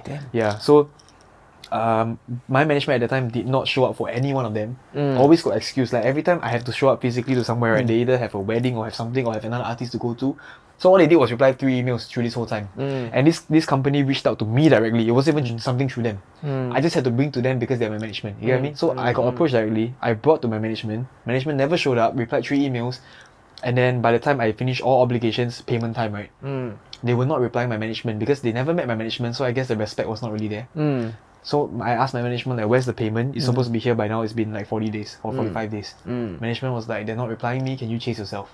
First of all, I don't think that's cool. Why am I chasing myself? I'm the artist, you know, like I shouldn't be doing this because it looks bad on you, and also it comes off very weird for me. You know, to go there like, hey, where's my payment? I did all this already. Yeah, but in the end, I still did it because they were like, you have to because they're not replying us. I went there, I dropped a message like, hey, how's it going? I know that today's the day where payment is supposed to come in. Is it going to come in? Then the person was like, oh yeah, I already sent it over. Then they sent a picture of them doing a bank transfer. Then I see the amount. I'm like, the fuck? Okay, so I'm not going to name what brand, whatever nonsense, but I was getting 2.4 for this engagement, all these things, which is not a lot because I'm doing so many things for them. By that point, I was so young that it was a lot for me, you know. I was in poly, 2.4 is a lot of money in poly. I mean, till now it's still a lot of money, but back then it was like astronomical. Yeah, literally like it's scope because what bills I have at the point, you know, just living with parents, do everything, you know, it's literally easy. But then I saw the screenshot they sent, and the screenshot was 7.7. Then I think about it, I'm like, wait, 7.7, 2.4. The fuck, they're taking 5.3 for replying 3 emails, and then that shit fuck with me. I'm like, it makes no sense. That's more than double of what I'm taking, you know. 2.4 times 2 is only 4.8. You're taking times 2 and more for replying 3 emails. I'm like, no wonder every weekend their story they think omakase. But I guess it's a very traditional format, right, of 80-20 for major record labels. Yes, I think percentage makes sense. And I think, okay, 80-20 I think is being very generous for a record label. What I hear is way worse. Like, is it? Like, I hear 90-10. I was like talking to one of our guys, a record label executive, Echo. He said, maybe sometimes 70-30. I'm like, bro, you sure the 70-30? I thought 80-20. And then now he's like, no, probably the 90-10. Holy shit. I heard about 90-10 before, and for Singapore label artists, Not all, but I heard someone got 90-10 and he's a big artist as well. But I guess maybe it's the money they pump and then the resources and the assets that they have, right? Yeah, so I always tell people, they're like, oh, it's so shit, the money they take back. But I'm like, then the money they put in his music video, the money they put into her song, his no guarantee of returns. His makeup, hair, makeup, you know, all that kind of stuff. So exactly, no guarantee of returns. You cannot predict streams, you cannot predict if someone will blow up. So I guess like it's a investment for them as well. You know, it's like how you buy crypto and now it's all dog shit. You know what I mean? Like you can never guess. All that you shoot to the moon, you will never know as well. So and then they also need to cover for the other 99 artists that lost the money. Yeah. That's why 80-20 or 90-10. Yeah. That's why I'm like, having a label come in is not always a win-win, because if you sign to just any deal, you get what I mean? You don't care what the terms is, you just like, okay, label come in, I have to sign. More or less your ass will get beaten, you know? And I feel like a lot of the things that the label do for you if you just sign blindly, because you have no leverage for them. So what do they owe you to give you your terms, you know? Like, but if you build your leverage, like I know of an artist in Singapore, she built her leverage very well. Went overseas shows and stuff, she came back with a following. All 3 labels in Singapore, the major ones, were offering her a deal. She can negotiate because she has leverage. This is offering me this, this is offering me this. And then in this, she managed to do a deal where she kept her masters. Yeah. And a lot of artists don't keep their masters, the label own them, you know. After you leave the label, right, those songs still owned by them. You know. So even Taylor Swift exactly. So this Singapore artist managed to do that, and I'm very impressed by it. So I always tell people like, hey, if you don't build your leverage, you will always lose. Because what's there to bargain? You put everything on the table, right? They offer you all these things. What can you offer them? If I'm not wrong, there's this rapper, the most famous, internationally known indie artist, which is Russ, R-U-S-S. Yes, Russ. Dude, he managed to get 60-40, dude. Impossible. It's crazy, bro. Yeah, because he's like, I don't need y'all, I already have 3 million monthly streams. He has billions of streams for some songs as well. It's crazy. He has a book as well. It's crazy. And then I show up to my concert, I don't need to promote now. Like 2,000 people show up. Yeah. I just say, okay, I got concert today. Bam, 2,000 people show up. Because you got like real fans, bro. Yeah, his Instagram follower maybe like 1 million, 2 million only. Not like some Drake level 200-300 million, you know. But the real life fans is like, whoa. Exactly. You will never hear him on radio, you get what I mean? Yeah, but he has real life and sell out stadiums and stuff as well. Yeah, it's crazy. Yeah. And he put out 1 song a week, every single week, bro. And then he will teach rappers how to make money, right? Every month he will screenshot his tune called earning. Okay, this month I earn 117k, that kind of thing.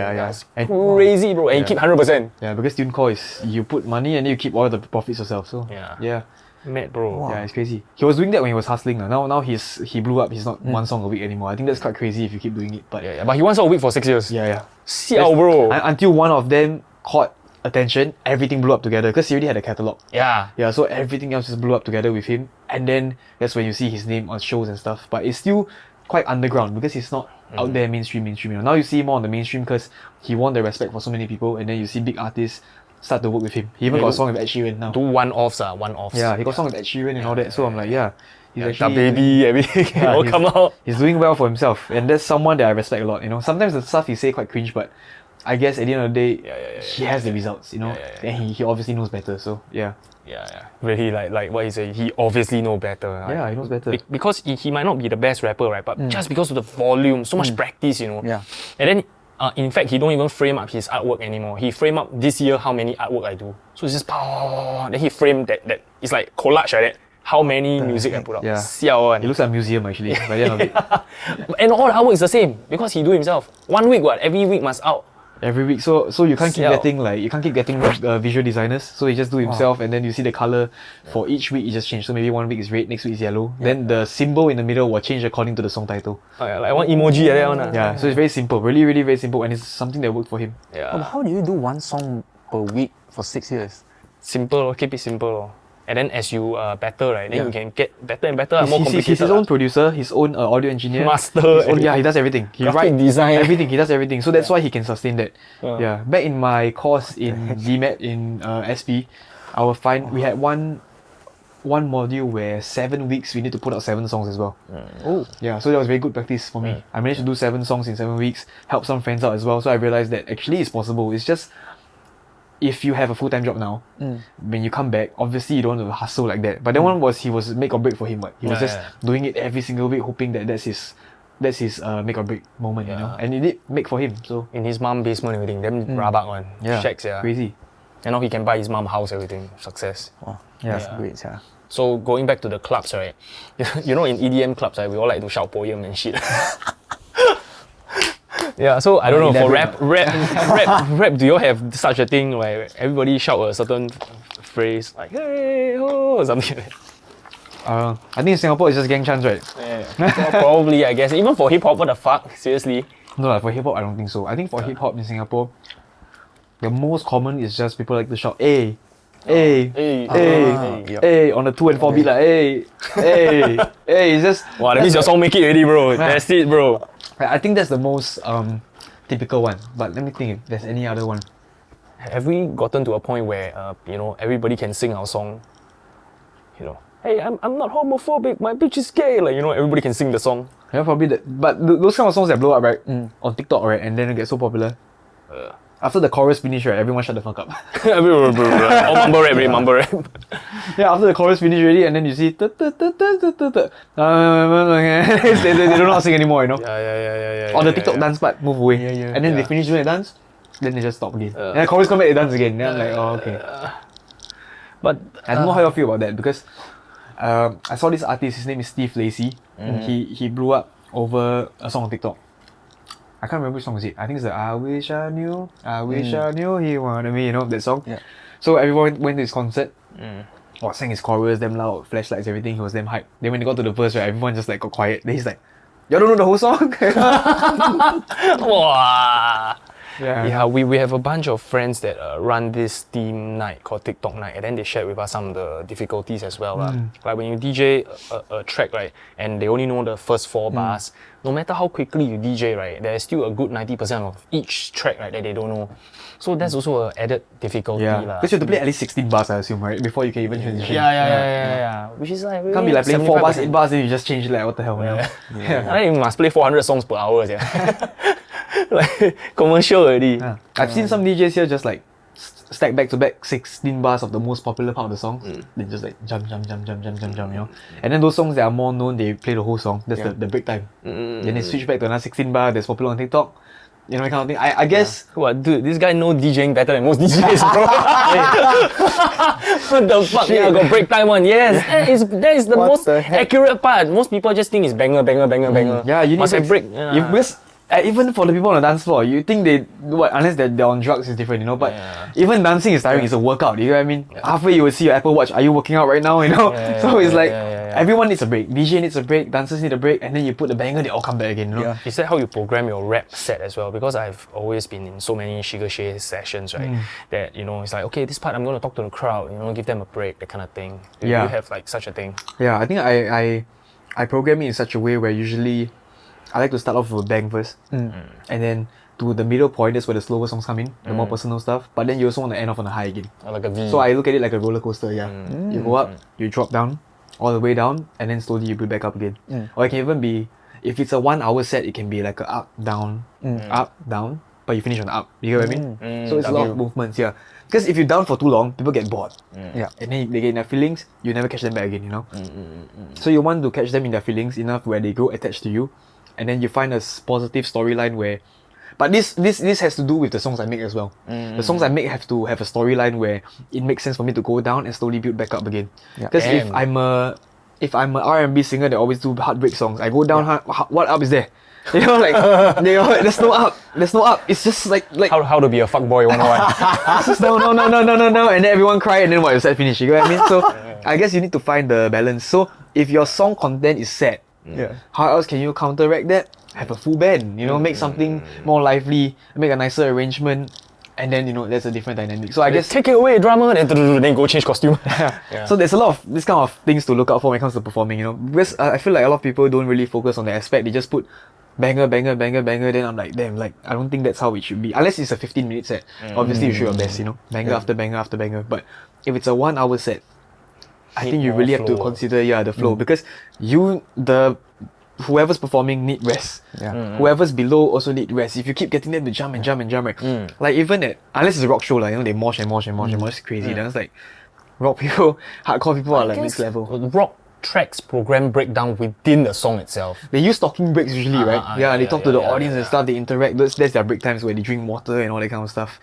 And then let's go. Then again, then they this kind of stuff. I've been going to a few like hardcore gigs, and I realized the movement and stuff. So the one that I went to 2 months ago or last month was by this band called Mucus Mortuary, and then local band. Yeah, local band. So they hosted at Aliwa Art Center.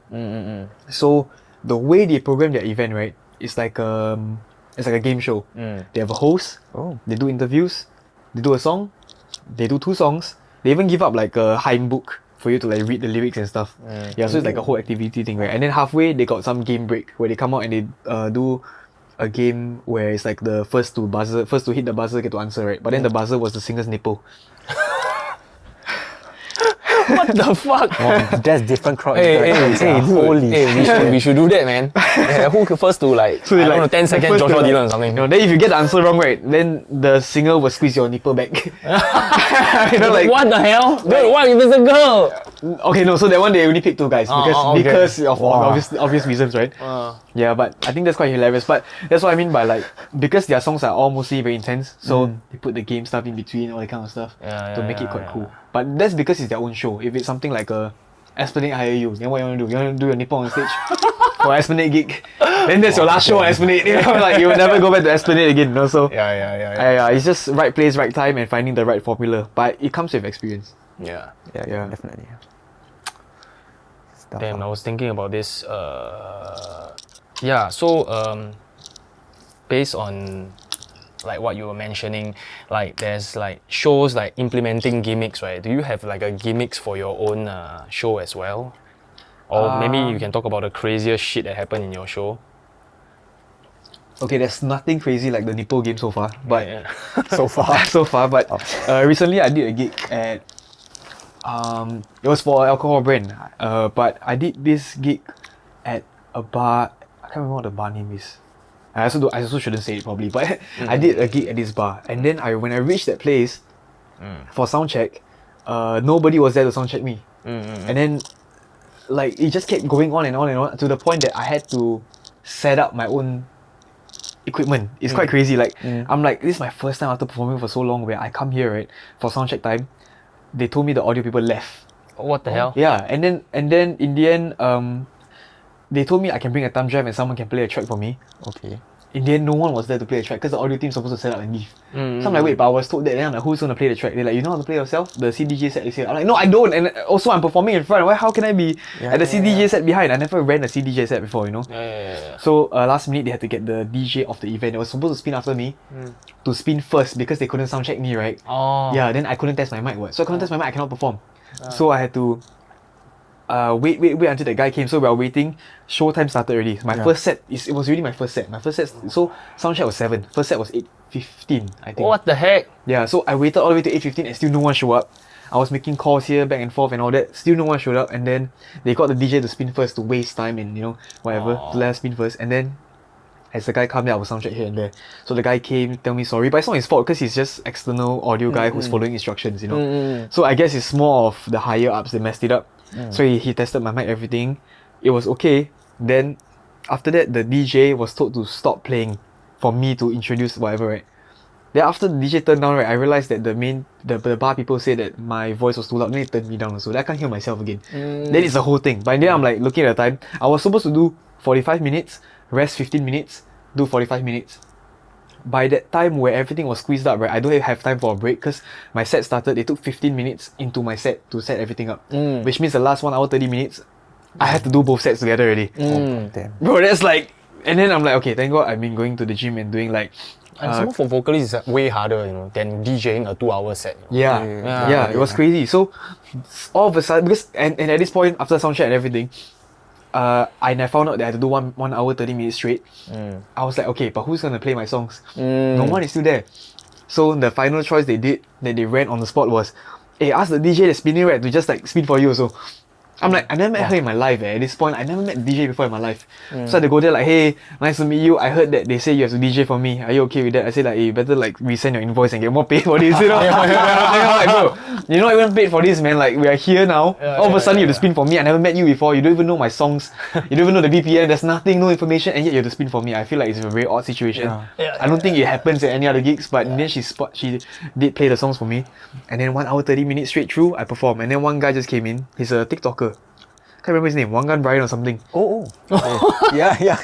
He just came in and he started shouting, like hyping me up with the crowd, which I'm like, okay. Then the song ended and he shouted, bro, you better than Eminem!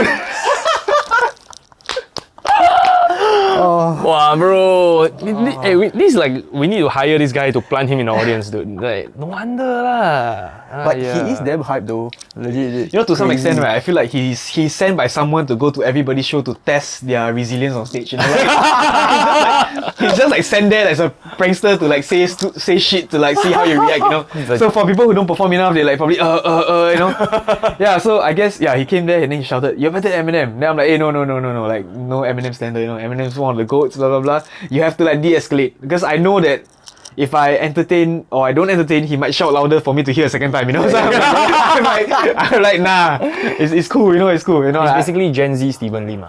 Yes, it's that kind of it's that level. So I guess it's my first time engaging and meeting him in person as well, because I didn't expect to see much people at that gig because it's at a bar. It wasn't at a very big event. It was at a bar, and the bar wasn't very huge as well. In fact, I expected the bar to actually empty out the space for people to stand around me. They didn't. They kept all the seats there. So and they kept it open to public, so it's not event exclusive. So half the people came there to like do their like regular drinking session. They're like, who the fuck? What's going on? Why fucking got I want to hear music? Then this fucking rapper over here rapping, and then the sound like shit because I can't hear him. So then I'm like, it's not my fault, man. Like I didn't expect this also. Can't sound check. And then halfway they bring my voice down because they say like, oh, there's volume limit. And I'm like, when y'all play Drake songs, there's no volume limit. When my voice comes in, there's volume limit. I see how it is, But in the end, I'm still getting paid. You get what I mean? So it is what it is. I didn't make a big fuss, but that was my funny experience. When Wangan Brian came in and just shouted. I even posted I think I posted on my story because when I did a song, I did a crowd check where I say like, when I say this, then you all say this. So people would say it back to me. So my song is called Trigger Happy. So when I say got me, you all shout got me, trigger happy. Okay. Then the crowd's like, okay. So I say got me. Then everybody's got me, trigger happy. Then he like, got me, trigger happy. He shouted, the whole bar just like turned and looked like, who the fuck is that? And it's 100 people. Yeah, and he did it for the whole song, like the whole chorus. So the whole chorus, I did that 4 times. And he did that 4 times for every chorus. To the point, bro. It's crazy. No, to the point that he became the only person that did it. Everyone just laughed and film him. They just like film him. Got me trigger happy, yeah. Bro, that's a next level experience, bro. So I'm like, we went from not having a sound check, having a stranger DJ for me, having to set up my own sound equipment, having to perform a whole 1 hour 30-minute gig without hearing myself, and having Wanga Brian invade my set. So it's like the most random gig I ever did in my life. Escalation, bro. Yeah, it's crazy. Shit, Was he louder than the speakers? But I think louder than me, bro. I think it was louder than me, man. Yeah. People could hear him but not hear me in the end, I think. So it is what it is. It was a very random show. But I guess like when you work in the music industry and do so many shows, you know that hiccups tend to happen. Nothing is perfect in event management. I just didn't expect this level of fuck up. You get what I mean?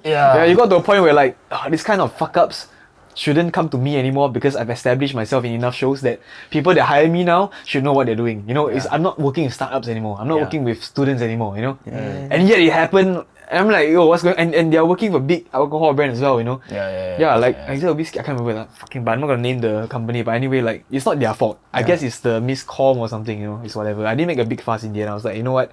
Let bygones be bygones. I take it as an experience that I learned from. And yeah, that's about it. so many moving parts in an event.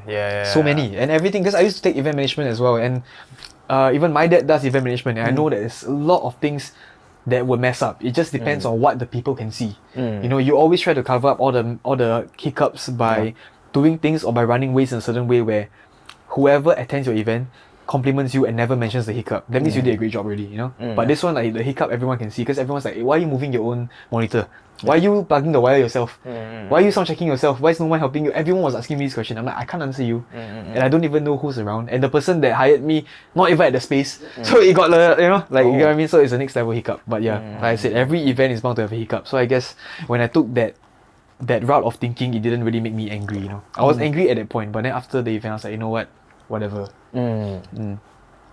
Yeah, so performing live, wow, really is also another thing lah. Like another thing when I was younger also, right? I used to let all these kind of things like affect me, but then now when you're older, you'll be like, they pay me can already, so you know. It's like, you know, like yesterday when we were speaking to Eldrin, so it's like full underground DJ, right? And then now it's like, pay me so already, you know, you can like, you know, close one eye.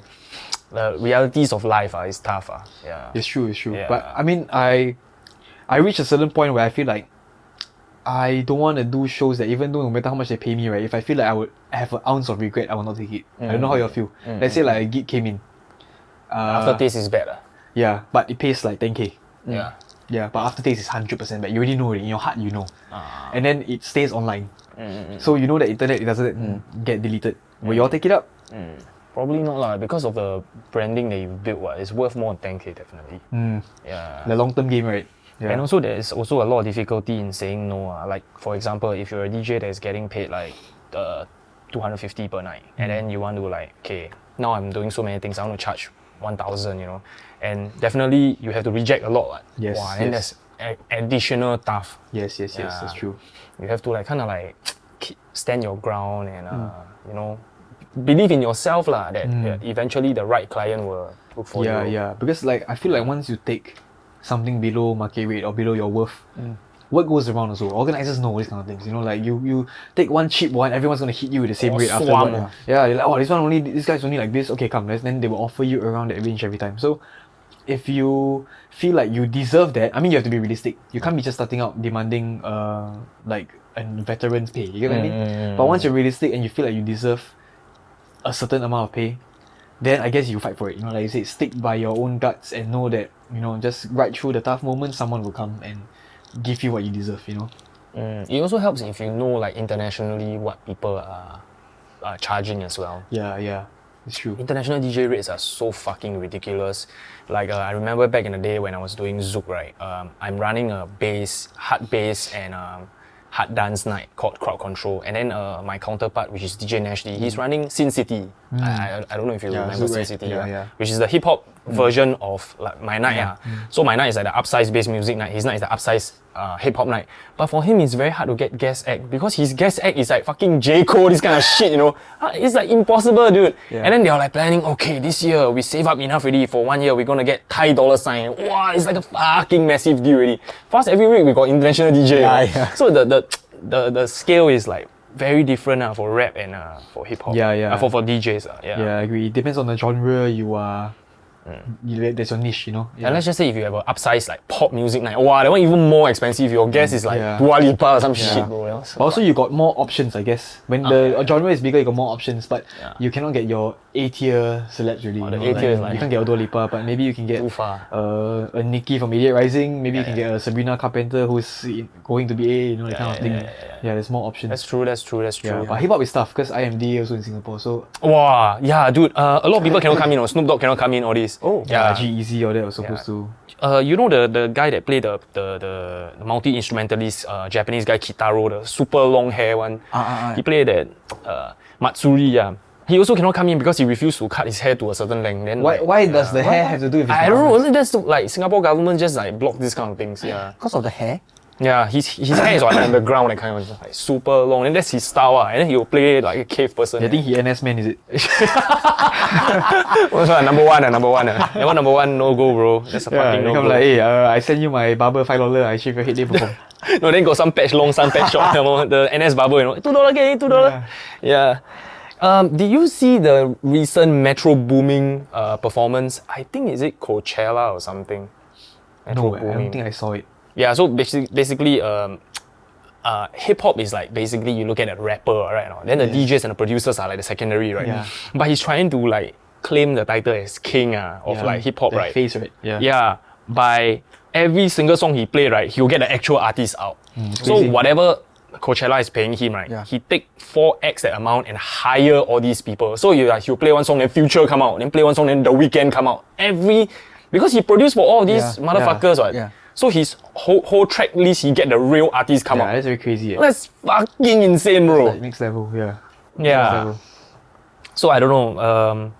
I guess you did something similar with an orchestra, right? Where the artists individually come down and like. Yeah, I think for me, I did this thing called the Art of War 2. So it started with the erhu player. Her name is Callista. So Callista is a erhu player, traditional instrument, right? So she did her first show called The Art of War, which is something she created based off Sun Tzu Pingfa's Art of War, the book that everybody knows. So she did the first conceptual show at Esplanade's, I think, recital studio, or I can't remember, it's one of the auditoriums there. But it was very traditional, where she had all the traditional instruments, including the woodwind instruments and all that. Yeah, including the taiko drums. And then she had movement dances to do and portray the whole thing. So it was just very sonically pleasing, because it's not something that has words. It was just like cutscene of her explaining the scene that's coming up. They play the piece and then dancers dance to the piece. Some Hans Zimmer shit. Yeah, it's very like theatrical stuff. Yeah, that I feel like it's very niche. You don't, like, most people would not really dig the kind of stuff, but it's an experience, Like I as a musician, I thoroughly enjoy it because it's something, to me, it's very different. And I value originality, but we keep talking about this, So I went there as a guest. She invited me as a guest. I went there, I watched the show, I gave her a good review. I said like the show was very interesting. I haven't seen something like this before in my life, be it Singapore or overseas. Because I went to Edinburgh Fringe Festival, which had like 10,000 acts every year for the whole month, and then there are so many shows. I still never seen something like this, because traditional Chinese instruments combined with dancers, combined with the concept of Art of War, It was very cool. And then she just like approached me like, hey, since you enjoyed it, do you want to work on something together? I'm like, how the fuck? Like, I do rap. Damn. I'm hip hop, like I do rap. Crossover time. Yeah, I'm like, how do I combine mine with yours? And then she's like, I don't know, but I think something can happen. So I met her, and then we had a discussion. So at that point, she already had a date with Esplanade for the Art of War 2. She approached me first. She said yes to that.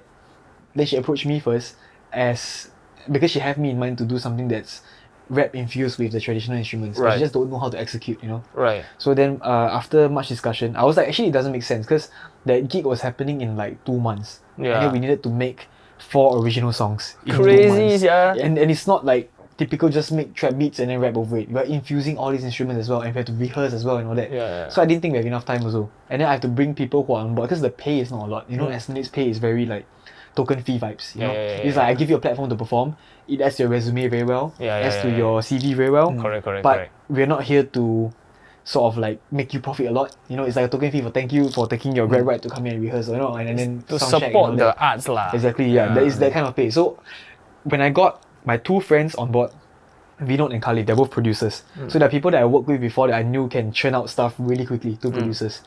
And then she got her friend who's a pipa player called Jeremy. So it's now Callista, Jeremy, Vinod, Khalif, and myself. So she got me as the vocalist, the writer, the everything, you know, the vocal side of things, the performer as well. Then I got two of my friends who are producers who work very quickly, including myself who work very quickly. Then she got the traditional player and herself. So there's 5 of us now. And then everyone was on board within a week after the meeting, and then we just started like meet up to discuss the ideas and stuff. So met up already. Then I think in the span of 24 hours, this is like total studio time, span of 24 hours, all the song was written and recorded. What the fuck? But it's like multiple days. It's multiple days. 3 hour here, 3 hour here, 3 hour here. Exactly. Because all of us have our own stuff to do in the weekday. All got full-time jobs, or some are still schooling, you know, that kind of stuff. Kalisa herself is in NUS. And then my friend Khalif, producer, is in you in LaSalle. NUS doing such a big global show. She's like, shit, bro. she's like in YST, I think, the music side of things. Oh. Institute Conservatory, Whoa. Or maybe like, she haven't graduated yet, she's still there, So she has the idea, which is to me like very interesting. For me is, I always like the concept of Art of War. Never read the whole book, but the quotations and the videos I watched that explain it was always captivating to me, right? So, and I found it as a perfect platform for me to explore bilingual rap. Because I never did rap in Mandarin. Even though everyone told me like, if you do Mandarin rap, the money is there, the blood is there, you know, whatever. But, bro, my Chinese shit, man, at C6 in O levels, like, it's just trash, bro. Like, it's so bad. It's to Fucking hell, both of us beside also fucking guilty. Yeah, but like, but because like I have to brush up on my Mandarin for this project. Bro, this is so stupid to say, but I use Duolingo, man. Bro, the Chinese person use Duolingo, game over already. I use Duolingo for my mother tongue, you know. Fuck, bro. I'm like, what the hell is going on? But in the end, I use Duolingo for my mother tongue. I realized it's too slow, so like I try to jump levels and stuff, like, you know, that kind of things. But I didn't pay for it in the end. Somehow managed to churn out like out of 4 songs, I think 3 of them had Mandarin in them, like a mix. And then 1 of them was pure English, depending on the vibes. And then the 4 songs were based off the Art of War chapters. So she picked the first one, which was called Laying Plans, you know, before every war you lay your plans. Second one was Waging War, how after you wage war with each other, you know, go to war. The third one was called Introspection, which is like reflecting after that. And then the last one is called March On. So she gave me these 4 movements, which was based off her first show. Her first show had four movements as well. She took these 4 movements to us and then told us, can we create a track based off these 4 movements? And then we just created the songs, which is based off the vibe of the name. Because that's all we have, what? The name, and also she explained the concept of each thing, which is like what I'm telling you right now. Laying plans is the preparation, blah, blah, blah, right? So we work off those kind of vibe. Like when you lay plans, what do you want to hear? What emotions you want to evoke when it comes to these things? So the producers that are on board, Vinod and Khalif, never worked with Chinese instruments before. One is like Chinese Indian, one is like Malay Chinese. You know what I mean? Like they're both like half also. You know what I mean? Not there, but not here as well. So first time working with it. So somehow being able to finish the project in a span of 24 hours, and for me to write as well and to record and everything, I think was quite amazing. And then the 4 tracks was debuted for the show that she first told me, the one that was 2 months later. She first told me was happening in June or something, and then we managed to perform those 4 songs. And then it was a back-to-back day, 2 sets each. So we did a 7:15 set, 8:15 on Thursday, 7:15, 8:15 on Friday.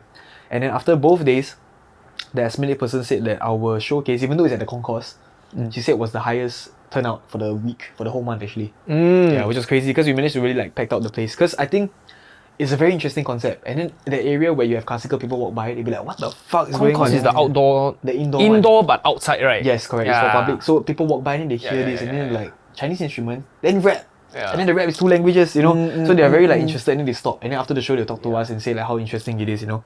But to me, I never took that project up for pay or for whatever, because that project would never blow up in how modern day music is, right? It's not poppy, it's very experimental. It's very conceptual, and it's something I did because I want to do something different. I want to do something that no one here has done yet. And then truth be told, no one here has done something like this, you know. So I did that. I was just thinking about doing something different, and then accepted the whole thing with barely any pay. It's not even about money, like I said. And then I think the final project, the execution was pretty impressive by the end of it. So the 4 movements, everything, I think quite proud of it actually. Crazy. And like when we were growing up, right, as Singaporeans, right, we always like feel inferior about our own mother tongue, you know. When we were young, we always thought like, oh, the whites are the kings, you know. Speaking English properly, having that accent, that American accent. And then translate to now, 30 years later or 20 over years later, right, everything is changed. It's more about culturalism and It is. I was like that as well growing up, because very consumed by Western media. Even with the just like stuff I watch, stuff I listen, stuff I see. So the beauty standards, the thing that I found attractive, everything was all very like things that I like, everything was very towards that, you know. Yeah, and then I mean, my parents would never understand because back in their day it was more very like Chinese media and stuff. So like if I find let's say a thick girl pretty, my mom would say fat, for example. You know, like their concepts are very different. You know, yeah. But I don't know why I picked that comparison. Like, it's fucking random. You know, I don't know why I picked that comparison. Bro, hip hop, why? Hip hop is all about thick. Like my mom would say Megan Thee Stallion is fat, for example. Yeah. But I would say Ice Spice, I would say fat in different ways. You get what I mean? Like I would say fat in a good way, but then my mom would not understand. You know. So because my mom's a big BTS stan. She's like a Jungkook fan, and then Jungkook 7 had Lato on it. And then when Lato came out to perform with Jungkook, I'm like, hey, look, she's fit and stuff. My mom was like, huh, she's chubby. I'm like, hey, relax. That's not fat shame over here. Huh? She's not fat, okay? I said she works out a lot. Come on, let's not say that. I said she makes Jungkook look like a kid, man, you know? Yeah, dude, yeah. But it's just the concept, like what we grew up on and all that kind of stuff. That time there's this ranking, right, for the most handsome guy in the world, and then they put the BTS, who's the leader? Not G. I don't know. I think maybe it's RM. RM, yes, RM is number 1. Then number 2 is Henry Cavill. Then everybody bash RM. Oh, so like, how can this specimen, right, look like a fucking Henry Cavill look like he's chiseled. Look like what? RM look like what? Cannot say. BTS stands for murder. Dude. The memes were like, you know, so Henry against. Cavill is like really, he's like Greek god level for me. Yeah. So I guess like for us, you know, we normally will be like, wow, Henry Cavill is like better looking, right? Till now, right, where the BTS stands are all like standing up for RM, you know. That's like super crazy, yeah. It's like a huge shift in like what I say, culturalism, right? And I think it's amazing that you guys showcase Art of War, you know. Art of War is like the thing that Chinese people are most proud of, you know. It's like our Bible, you know. Yeah, it's true. Yeah. So, and then also to bring in the instruments that they listen to growing up. You know, the pipa, the erhu, and then combine it with modern trap beats, not just trap beats, we did a lot of different experimental beats as well, very alternative vibes. And then my rap was also very different from your typical like rap songs. I think it was very interesting. And then do you like find yourself not wanting to emulate the Western pronunciation as much as compared to when you were younger? I think when I was younger, it's so funny because now it's like, even when I don't force it, I somehow sound like it. Back then it was like I don't sound like it at all. Then I try too hard. You know what I mean? Yeah, but I guess for me it's finding the balance between faking an accent and speaking clearly, good English, slowly so people can hear you. You know, like it's a balance of just being a good speaker, a good presenter, a good public performer in general to the public, you know. Because some people, they just freeze up on stage and then they revert back to what they're comfortable with. But I guess now when I'm on stage and I'm off stage, I speak the same way. You know, some people when they go up on stage, they just switch on this other character, code switch, right? Nothing wrong with that. I speak to my mom differently from how I speak to you guys, how I speak on stage, you know. Yeah, I think code switching is okay. But I guess some people judge that as well. They see code switching as damn fake, you want to be angmo on stage. You get what I mean? Like a lot of people told me that when I was younger. So I guess when people keep telling me that, it gets drilled in my head, and then now I just try to normalize and keep everything to as not too different as possible. Yeah, exactly. So I try to, like, I always tell people, like, back then I feel like Axel Brizzy was more performer, very westernized on stage, and Axel is just me chill. But then now I'm trying to bring them both together where when I'm on stage, I'm chill as well. I'll make jokes. Like literally, when people throw stuff at me and situations come up without expecting, I know how to rebut right away. You know, I know how to think on my feet. I mean, after I'm a rapper, I need to think on my feet and reply and, you know, be able to deal with situations. But yeah, the jokes, I would say, the honesty I would give on people on stage, I won't be shy to say Singlish stuff if I have to. You get what I mean? Back then, would be like, oh, no Singlish, no this, no that. Only can say these kind of things, you know. Yeah, there's a certain image to upkeep. But now it's like, just be yourself. And I realize when you just be yourself, people like you better on stage. Because you don't come off as very PR, which is, I guess, like when you work with a label, right, they want you to say certain things, speak certain way and whatever. But because I don't have that constriction, I don't have the rules, the box to be in, I can just say whatever I want and do whatever I want. Yeah. And then your friends support you day one because of this version of you, right? And then off stage you are still the same, then they're like, hey, dude. Yeah, right. Yeah, that's what I think. Because then they realize like you're just real, you know. And I feel like being able to be a real person is the most important thing, you know. You're not like this person here, and then when I'm off stage, hey, this guy's a dick, man, you know, that kind of thing. Yeah. If you're a dick, at least be a dick all the way. Yeah, that's what I'm trying to say, you know. Like Kanye West, you know. Yeah. He's no off switch on this guy. You're a dick, just be a dick all the way, embrace it. Somehow people will still be fans of you, you know. Like, you all keep up with influencer boxing at all? You know who Dylan Dennis is? Fighting. They are in contender with Logan Paul. Yeah, right? Dylan Dennis is fighting Logan Paul. So that guy is actually, before the fight announced, he was the major dick in the MMA fighting community because haven't fought in 3-4 years, but always talk shit and say he's the best and all that. Like just because he was Conor McGregor's sparring partner for jiu-jitsu. Yeah, but he was a jiu-jitsu world champion. But MMA, nothing, only like 3 fights only. 3 fights, 2 fights, you know, so very little fights. So respect was not there, but he talked like he's like top dog, you know. So everyone hate him. But then he had this fight with Logan Paul coming up. Yeah. And Logan Paul is not the best person. We all know this also. He's just very big. The suicide forest, the crypto zoo scamming, you know, every other thing. But he's a very talented guy. WWE and stuff, he's killing it. Yeah. But because they both having rivalry, you have to hype up a fight. So the route this Dylan took was every day he would post about how his wife is a slut. Oh yeah. Take out the past clips, right? Yeah, past clips. Yeah. She talked about sex. She talked about and post her exes, Leonardo DiCaprio. Just like every single day, good morning will be a picture of the ex. Say they don't have a gag reflex, all this. It's, to me, it's so fucked up and so low of you, right? Yeah. But then people love it. It fucking works, dude. And then he's like WWE terms they call it heel to a face, you know, like a face turn. And now he's the bad guy to a good guy because people support him. Oh yeah. And now people are like, I want to see you knock out Logan Paul. I'm like, hey, how the fuck did the scumbag embrace being a scumbag and then you guys love him for being a scumbag? So I guess being real works, right? Yeah. I guess, yeah. Yeah, that's the part that I don't know. Fake it till you make it, be real, yeah lah. Damn. So what's the worst thing someone has thrown at you on stage? Thrown at me? I think I'm blessed enough to not have anything nasty. But I guess like if... Money. Actually, how would you take it if someone throw coins at you? Wow, cannot sia, too much already. Because first of all, coins hurt you. So if they hit you, actually the shit will hurt, you know? But second of all, it's like, I'm like, yo, I'm getting paid for this show. Like, you know, like throw coin at me, like, what the fuck, man? You know, so I don't know how to feel. It's third of all, hey, money's money. I'll keep it and I'll take and put it in my pocket, you know? So I don't really know how to feel. I'm blessed enough to not have been in front of any audience that are hostile. Yeah. I mean, in hip-hop scenes, I know that a lot of them don't look at me like a rapper because I think I managed to break through the mainstream a bit. Like me doing Shine Festival, working with like the Sam Willow's people back then and all that, you know, being on that scene. So that's why I always say I feel like the middle child because I know those people. I've worked with some of them. I also know the younger cats and I also work with some of them. I'm not mainstream and yet I'm not nobody. I'm not signed, but I still do like national shows like Chingay. You get what I mean? So I'm at the space where I'm just the middle child there. I'm like not here but not there. But a lot of people associate me because when you're below, right, you look up, the person always looks very far away. You get what I mean? So I guess their perception of me is like, he sold out or he this and that, he do whatever. Then they don't look at me like a rapper. You get what I mean? So always the perception of Axel is like pop rapper, only do love songs, only whatever, right? So when I was in those shows and I was rapping and stuff, I guess there's a bit more negativity because they don't look at me as a rapper. They look at me like a sellout rapper or pop rapper. At least Chris Brown. I think even Chris Brown got more respect than me at the point. Like, you know, like I mean, I don't hit women, I don't condone that, but I guess it's more perception. Maybe they look at me more like who's a good example? Okay, let's say if you have a Kendrick Lamar and all that in the room, right? And then they look at me like a Macklemore. Macklemore. Yeah. He's a rapper, good rapper as well, but it's just because of how he broke through and everything. They looked at him that way and they never see him a different way.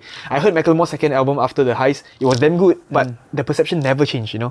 So I feel like sometimes for me with the hip hop scene itself, just the hip hop scene itself, it's like that. Their perception of me is like that already. And then, but does it matter though? To me, it matters if I go there because sometimes I go there for a good time and showing support, but then they just can't help but project negativity on me, right? Wow. Yeah, but the thing is, at the same time, these things are, a lot of them won't say this to my face. So recently, there's also a rap show that happened, right? I didn't go for the rap show. Because I know how it can be sometimes, you know. And then the organizer texts me. I thought he wanted to invite me to the show. He texted me to buy ticket lah. I didn't know how to feel about that. He texted me to come buy tickets, bro. I'm like, is he not invite? Oh, okay, never mind lah. But I didn't. It's not. I didn't go because I wasn't free also. But and then I saw a story, and then some rapper rap, and then he name dropped me as well. Then I'm like, oh, I wonder if he would have done the same when I'm there. But I feel like they would have. You get what I mean? And more power to you if I was there and you would do the same thing. But then they would suddenly put me there. Hey, rap battle back. Like, you know, pressure me like that. Then I'm like, if I come here to vibe and support, why am I opposed to do all these things? You get what I mean? Then at the end of the day, bitch, I get paid when I rap. Why am I coming here to free rap for you over here? Then they would say like, oh, but hip hop's a culture. If you can't rap here, means you can't rap. So it's a very back and forth thing. I don't know how to feel about it, but I just embrace, you know. It's like I think I feel like I'm a bit polarizing at the point in the hip hop scene where I literally show love. I even teach rap to the young people, you know what I mean? So I definitely show love back to the community. I feel like I'm there, but the respect is not there. But maybe because I don't know if it's from jealousy, I don't know if it's from envy, I don't know what is it from. Maybe they feel like they're better than me, which goes back to the skill set thing again, where they might rhyme better than me, but can they make a song better than me? You know, that's another thing. I guess the skill set of I feel like I know how to make a song, you know, better. Reach people. Exactly. And you being able to rap your ass off. There's a lot of rappers that can rap their ass off, even in America, but they will never break through the mainstream. Example, Tech9. Oh, Amazing. I know, man. Chopper flows, everything, has his own label, his own empire. Even managed Super to get fast. The Rock on the rap song last year. It's about drive, it's about power, we say, but you know. But even then, he's not mainstream. Someone like a G-Eazy who definitely raps worse than him, it will be there. Because image plays a factor, marketing plays a factor, and that's something that I take care of myself of. Because I know those things play a factor of. I take care of my skin, I eat well, I go to the gym. Because at the end of the day, when brands want to work with you, sadly, those things matter, you know. Full package. Yeah, they can't just, I always say this, you take someone who looks decent that you can see carrying your brand clothes, for example. Music is good, but then you get someone who music is maybe technically is better, but like lapsa bro, like you know the way he dressed, like can't bro, like he just doesn't have that. Who would you pick? I would have picked with the guy that already has the image, because you know deeper into music business. Just by looking at you, I'm like, you know this means more than just the music you make. And the visual optics come is first, there, right? you Come get what I first, mean? right? Then Exactly. you hear later. Yeah, but if you are like true artist integrity, I'm all about my craft, more power to you. Like, no, fuck the dressing, just do your music. But then don't complain when someone else is getting their... And get the deals, man. Yeah, like you can't be that, then also complain, you know? You can't be like, if I perform and I wear a very nice pair of sneakers, and then you perform, you wear Crocs. You get the level right, you know, like, not saying Crocs is wet, I love Crocs as well, but the visuals wise, you always pick the guy that just better and also sound good. Then A lot of rappers, maybe they got hooked by Drake's verse. Everybody got a deal, I did it without one, you know? But bro, Drake got the most deals, bro. Exactly. He's just lying to you, man. Exactly. Label deals, signed to Lil Wayne at first. Now he has his own OVO records. Yeah, before that he acting or child actor, all this kind of thing. Yeah. Nike deal, all that. Literally, that dude has so many things going on. And then in Singapore, I feel like when you consume too much Western media, their perception change, and then they always feel like even starting out, I think I had this perception once where I let numbers run my, like how well my music, like how good it is. You get what I mean? Like how well it does compared to how good it is. I always let numbers define this, right? I feel like a lot of people trap so much into that perception where when their music don't do well streaming wise, they get upset, and then that's where the projection for people who get better numbers come. Yeah. They see that shit like, fuck, this one better than this guy, but why is this guy getting more streams than me? Fuck this guy, man. Then they always start Beefing and shit. Yeah, and there are like rappers who actually came up to me and apologized, like, hey, sorry I talked shit about you back then. They said I was just like, I jealous, man, you know? Like, and I was like, bro, it's like, it takes a man to fucking say that, bro. You don't have to, you don't owe me shit. You know, at the end of the day, if you don't tell me, I won't even know, bro. Or even if I knew, I could care less. You know, it doesn't like make me not want to engage with you more. But you coming up to say that to me, it takes a real man to come and say that, you know. Yeah, so yeah, there are situations like that as well, where people come up and just like be a bigger man, you know. Either they want to reconcile with you, or they just want to feel better about themselves when they sleep. Or it's like, either way, it's a win-win. Whatever helps you sleep, you know. At the end of the day, does it really affect me? It doesn't, you know. Yeah. None of these things actually affect my sleep, just saying. So you all should keep your energy for yourself. Yeah, so maybe before we conclude, we can go talk a little bit about your track Thursday, which is like 1.7 million views, like fucking insane, dude. Thank you. Like for a local track to hit such a milestone, it's huge lah. And you know, it's hard to view it as like your best piece. I don't know whether this is your favorite piece, but it's definitely the one that does the best commercially. Yeah. So back to your point, right? You know, when you finish that track, right, before it get millions of views, right, do you have a different feeling about it? I think at that point, with the musicianship that I had, the skill set, I definitely thought it was my most intriguing song, because if you heard the full song, it's not just R&B. It's R&B future bass. You know, the chorus has dropped. So at that point, and then at that point was the time where Daniel Caesar was blowing up. Yeah, so I think it came out at a good time where everyone was very into that R&B, and to add that future bass, it became very unique as well. So I guess that's the reason why it did well. And back then, I was very proud of it. I thought it was great work. You know, I still think it's good work today, but definitely over the years as my musicianship improved, I'm a better writer, I'm a better singer, better rapper and everything. I feel like I've made better songs. And over the years after that song came out, I feel like I've made a lot of songs that I feel like is better than that. But I could never reach the numbers of Thursday, for example. Yeah, so did it suck at first? Of course. Does it suck to today? Sometimes yes, but I guess I need to understand that certain songs has a time and place, you know. If I release Thursday today, I don't even think you'll get the same number of listens, you know. Yes. It was at that time, it was the great time that came out, blah blah blah, you know, and then it just suits everyone's. I didn't even have a music video. The lyrics not even up on Spotify. You get what I mean? Like the effort was literally barely there. But nowadays, if I do that, no lyrics, no music video, the song gonna get nowhere, man. You know? Yeah. So I won't say that I'm not proud of the song. I love that song still, but it's a song that where when I plan out a set list, right, it's not even the first song that I'll put on the set list. You get what I mean? Right. It's far from that. First of all, because I have a singer on board. Yeah. I'll prefer a song that I don't have to like. I'm not fucking Metro Booming with a Coachella budget to just ask all my friends. They have jobs that they have to abandon to come perform with me sometimes, you know? So I can't just keep grabbing everyone I work with. Second of all, I guess maybe you outgrow and you sound better now. I personally feel like I sound a lot better now. I hear my Out of War, I hear my Thursday, I'm like, damn, I grew. But Out of War, some of the songs can't even reach 1,000 because it's so niche. Whereas Thursday at that time, perfect market, perfect everything, right? It just, you know, made it so far. And then till today, it's still in some playlists where every single day for Thursday, I'm gaining 500 to 900 to 1,000 streams every day till today for Thursday. And then for Out of War, some songs, someday one stream, you know? So, I don't know. I guess that's why I say like the numbers don't affect me anymore, because it doesn't make me feel like the quality of the song translates. It's just what hits at a good time and what relates to people and what matches people's music taste at the time, you know. And also the collaborative singer Marianne. Yeah, Marianne's a great singer, amazing. Whoa, fuck! I don't even know she exists, right? Until one day I was scrolling TikTok like maybe like 3 years ago, and I'm like, wow, her voice don't sound like you know, a typical Singaporean. You know, it's so unique. It's amazing. Yeah, it's so crazy. And then I saw her on the song. It's like, dude, this is gonna be a banger for sure, lah. Huge, man. Yeah. And then, like, because you know, as a musician, at the end of the day, even though we don't really want to care about numbers, but we still have to care to a certain extent. Right? Yes. How would you approach like pushing out your next single? I think I always tell myself not to put Thursday as a measuring stick, because there's really no point. There's no, like, how many 1 million songs can you get? I'm solo. I release music on my own. I mean, I have people distribute with me here and there, but I've never been signed. I don't have the label push. Because when you're in the label, right, it's very easy to work with Spotify, Apple Music and get your artist on the playlist, you know, that kind of thing. I don't have that. I don't even have direct access to Spotify and Apple Music, for example. So a lot of these things is counting on my music quality, which I believe at the end of the day, good music will always stand out, you know. Numbers might not come now. Even for Thursday, actually, the first week we only did like 10k max. The 500k and all that hit like 6 months later, that kind of thing, you know. So sometimes songs don't blow up. Sleeper hit. Exactly. Like even Old Town Road actually blew up during COVID, right? Or after COVID, 2020. One year later, like turned down for what exactly. also? Yeah, exactly. It was all like a year later and something. Lizzo's album also, like, she blew up a year later. Yeah. So I believe in that as well. So sometimes I release song, I don't let the instant metric affect me in any way, you know. Nowadays I release songs, right? Spotify has that Spotify for Artists thing where you can see the live streams. I don't even see it anymore. I really don't even see it anymore. So I guess, like you said, numbers does matter, but to some extent, I'm very realistic with myself. I know that to reach that numbers that Thursday achieved is very tough.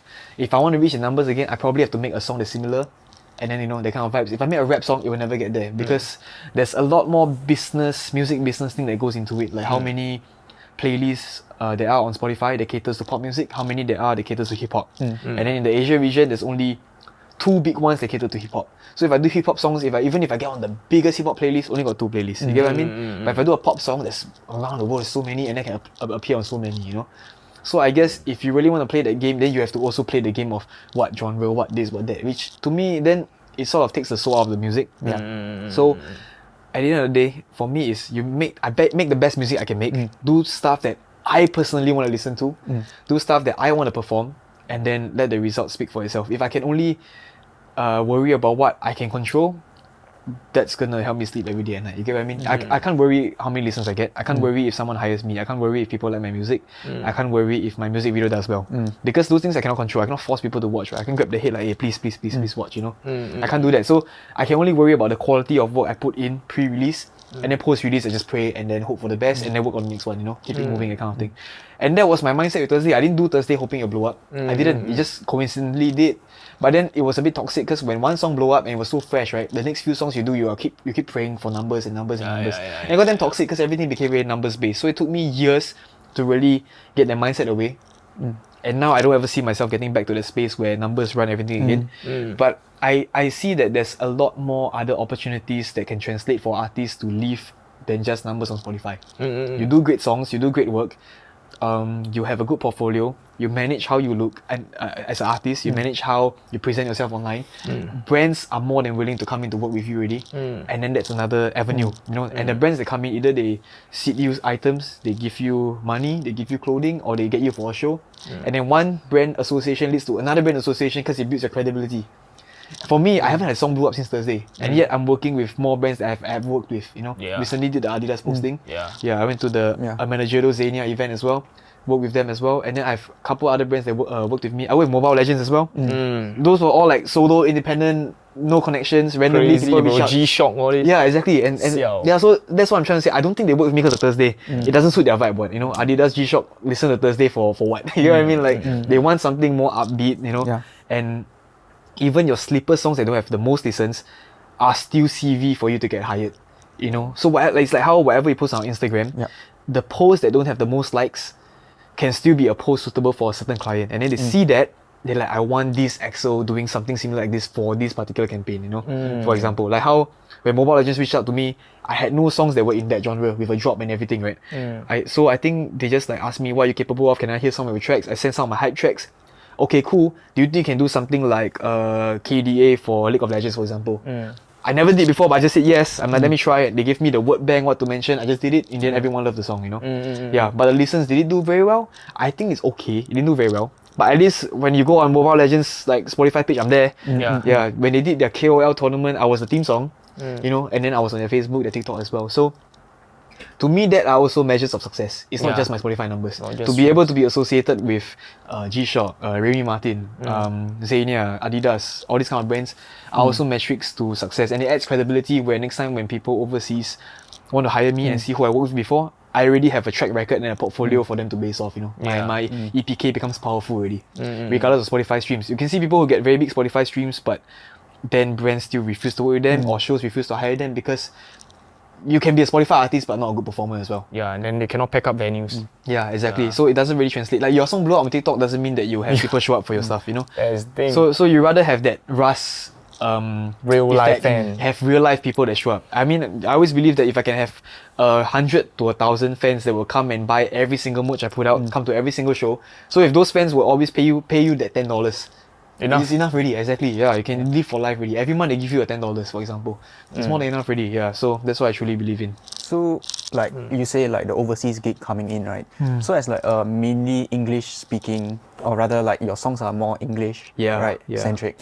Would you say it's quite difficult to penetrate the markets within the Southeast Asian region, considering that, or even the Asian region, because like, you know, almost every country is speaking a different mother tongue as well. Yeah, you have a different like first main language, right? Yeah. So it's quite tough when you compare like maybe the States or Australia, where their neighboring countries all speaking English or like whatnot, right? Yeah. So we say it's I think difficult. I think it depends on the country. If you're talking about China, Taiwan, obviously it's like I have to be very, very good with my Mandarin. Be able to survive in an interview speaking only Mandarin. Be able to write a song only in Mandarin. Then it would make sense for them to want to inquire and get me there. You get what I mean? Doing bilingual stuff, I only have half a foot in, you know. To have a full foot in is my conversational skills in Mandarin, the way I write in Mandarin and everything. Because I feel like I already can write solid English stuff, but to translate that, right, the words used and everything is very hard. The syllables, you know, the way the words come off your mouth, the way it rolls off your tongue, that kind of stuff is stuff that you can't control because it's just very difficult to say, you know, Chinese compared to English. But if you compare, like, let's say, Philippines, Indonesia, they have plenty of artists that do English and made it. 88 Rising, Rich Brian, Warren Hugh, Nicky, you know, all English stuff. They didn't do a single song in Indonesian and yet they still made it. And then this rapper from Philippines, Easy Mill, literally like, he did most of his songs in English. He had one song that's half Tagalog, half English, blew up in Philippines, but now he's signed to Eminem. It's crazy. Shady Records, Shady Records. First like Asian rapper, Asian musician to sign to Shady Records, and most of his songs are English. And his inspiration were all what?